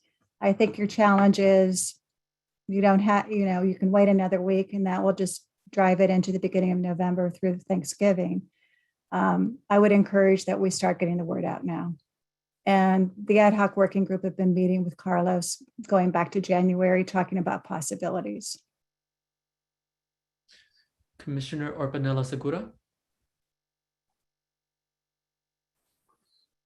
I just wanted to add to what Commissioner Morales said. $100,000 is really not a lot. And I think that Carlos really helped our dollars stretched to be inclusive of not just English markets, but also multicultural audiences. So I do want to thank him for really helping us get the most bang for our buck. That's all. I see no other commissioner hands. Thank you. So I think this is something that the outreach working group can work on in terms of the messaging, but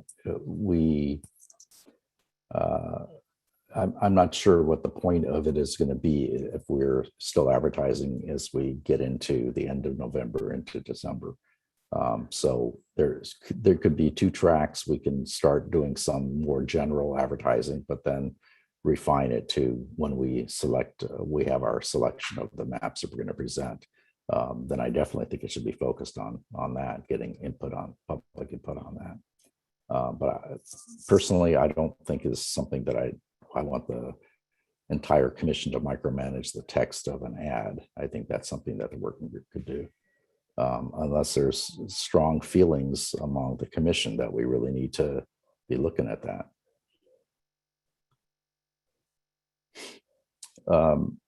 We have a hand from Commissioner Jaila Soto. Yes.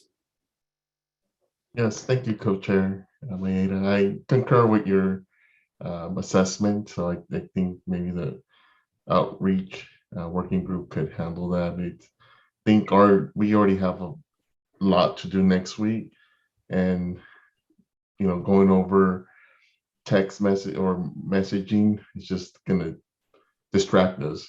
So I think we should just focus on the maps and have Carlos and the rest of the working group handle the messaging. Thank you. Is this the point at which we would need to make public comment available, or should we? No, actually, this is really the intro, giving context for updating the bylaws for regarding media issues. So we need to complete that presentation on that before we then have public comment. Okay. Co-Chair Maeda, I didn't know if you wanted to go through the bylaws and the highlighted areas and some of the suggested amendments, or do you want me to walk through those? Well, why don't you go ahead and show them? So I think I could do it, but if you can just show me the. I think the key thing is the reason why we put these together was this media launch has been planned. It's going to take place, and there's a great likelihood that any one of you might be contacted from the media to be interviewed.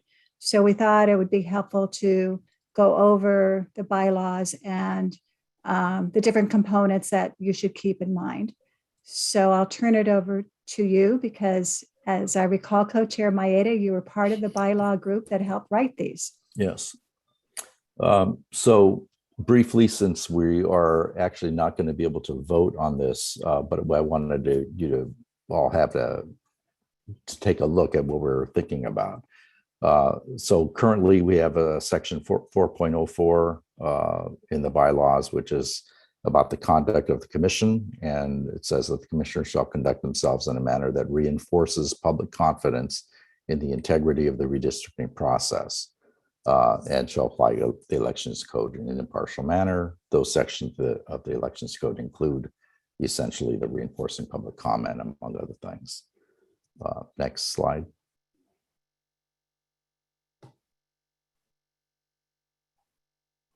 Uh, 4.08B talks about the co-chairs being the official spokespersons unless that responsibility is delegated by the co-chairs or by 9 commissioners. Except as provided, no commissioner is supposed to make a statement or take any action taken on behalf of or in the name of the commission. So don't speak on behalf of the commission, basically. Of course, commissioners are free to talk about the time, place, or agendas of upcoming meetings. And then for C, 4.08C2, there's a strict prohibition against intentional communication with anybody regarding the specific placement of supervisorial district boundaries. And a suggestion is made to amend the bylaws at our next regular meeting to include or prediction of supervisorial district boundaries. C3, reporting requirements, basically when there's ex parte communications to this effect.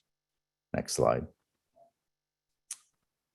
C5, there's a log of the communications so that the website has a continually updating log of all of the ex parte communications. And then currently 4.08E has a specific provision about cautioning commissioners in the use of social media, particularly when you don't think it's any big deal to do a smiley face or a heart or a thumbs up or whatever. But sometimes that could be read as signaling a particular position. And so there's just a caution there. But we thought that it may be good to revise that, next slide, to make it clear that this is not limited just to social media, but that the proposed draft, as you can see in red line, the commission should keep in mind 4.04, which is, again, encouraging the public confidence in the process. Commissioners are encouraged to use caution when communicating about redistricting on all media platforms, and that would include television, newspapers, etc., but also particular caution in the use of interactive media, social media, etc. So that's the kind of, in the red line is the kind of proposed bylaw change, which we would ask you to, which would ask the commission to consider adopting at our next regular meeting, which would be next Wednesday. Any questions for clarification on this? Given how late it is, I don't know if you want to hold, may want to limit the number of comments because they'll have to come back and revisit it. Yeah, it is 10:30. All right. We have a hand from Commissioner Holtzman. Okay, thank you. Partly because I won't be able to make a meeting on Tuesday night. I just wanted to say that it's probably my comment to the My Burbank News website that prompted the addition of don't make any predictions to the bylaws. I think that's a good idea. The reporter wanted to know, oh, well, what do you think the commission's going to do with Burbank? And I said, I think the commission's going to leave Burbank in whole and not split it up. And I didn't really think of it enough of it at the time. I shouldn't have done that, and I apologize. Because if you make a prediction about what your commission is going to do, even if you're only one of 14 members, somebody in the public might get the impression that you have the like, first of all, you have the incentive to make your prediction come true, because who wants to be wrong? And second of all, you have the power to make your prediction come true. So yeah, I think that's a good idea to put in there. I'm sorry I made that that slip there. And there was something else I was going to say, but I can't think of it now. Anyway, I appreciate getting this tightened up.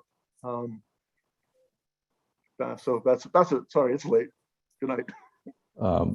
Holly, do we need to take public comment on this item? I think we should. Yeah, Okay. we do. Ty, do we have any public commenters? We do. We have currently one in queue, Chris Rowe. Chris, momentarily you'll be able to unmute yourself. If you are comfortable, you may share your video. Once you begin speaking, you will have 1 minute to make your public comment.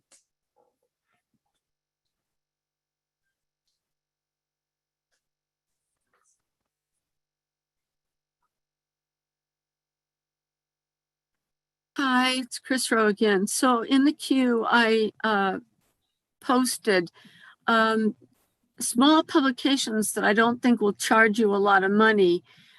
City Watch LA that I write for, we are not paid for. I've written about 5 articles on redistricting for that. So I would like you to consider that. I know LADWP donates to it. I don't know where else they get funding. Valley News Group covers the San Fernando Valley. And there's a Jewish publication that I'm forgetting the actual name of, but you might want to do outreach through that publication. They are weighing in very heavily in the LA City race as a distinct group, especially the Orthodox Jewish population. So I think you might want to reach out to their group as well. And thank you for your time. Thank you. Tyler, is any additional public comment? There are no additional. Public comments are closed for this item. What's the next item?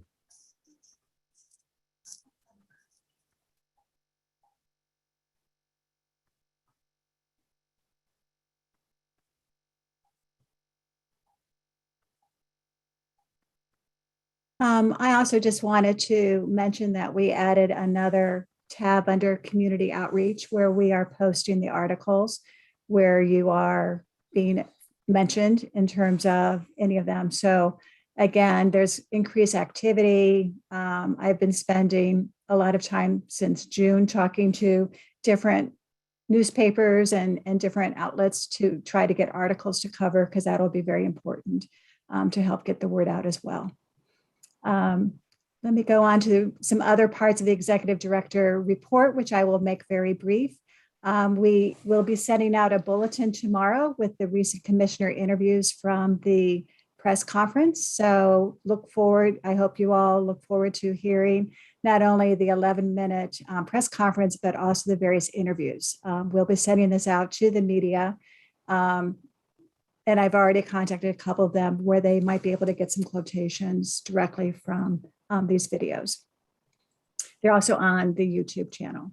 And I encourage members of the public to check out the YouTube for all the various recordings of meetings and public hearings and everything else going on.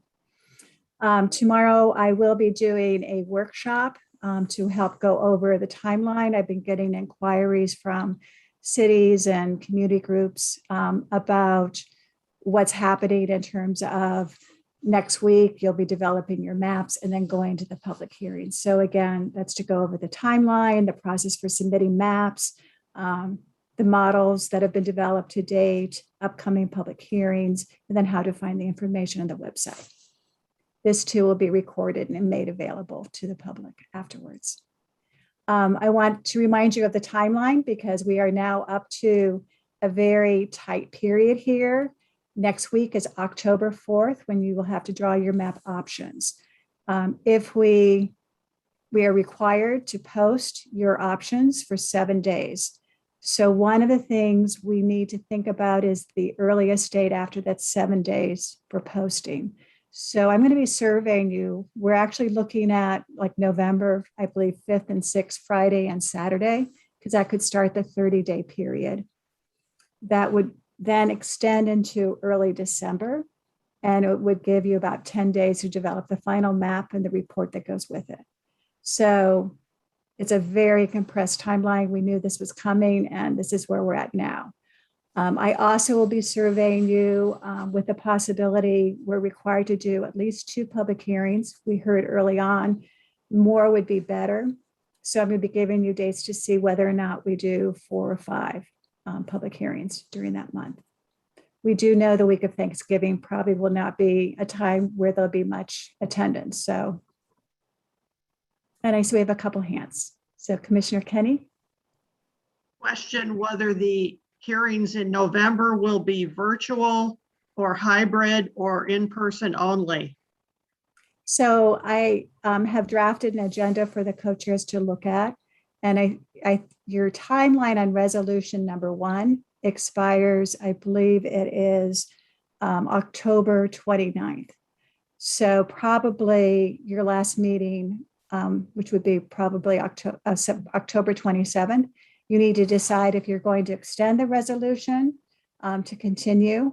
You could then do hybrid or you could do virtual, but I think it's too early to decide at this point, at this time of the evening. We do have Patriotic Hall that we can go to for the meetings. So we'll just wait and see. It may likely be a combination of virtual to start, and then when there's larger attendance, we would go hybrid. But again, we'll have to play it by ear. Any other questions?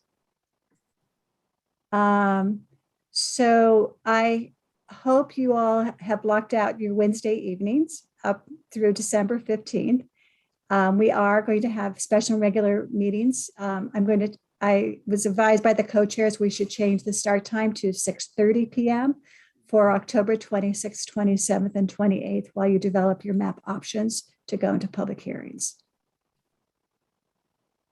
Any questions on that? And that's it. Anything else that anyone needs to say for the good of the order? My apologies to the public and to the commissioners for the late adjournment, but that's where we are these days. Please do check in to our hub and the maps. Put your own maps together if you are so inclined, and come next week to roll up your sleeves and do some serious map analysis. Thank you. We're adjourned. Good night. Good night. Good night. Good night, everyone. Bye, everybody.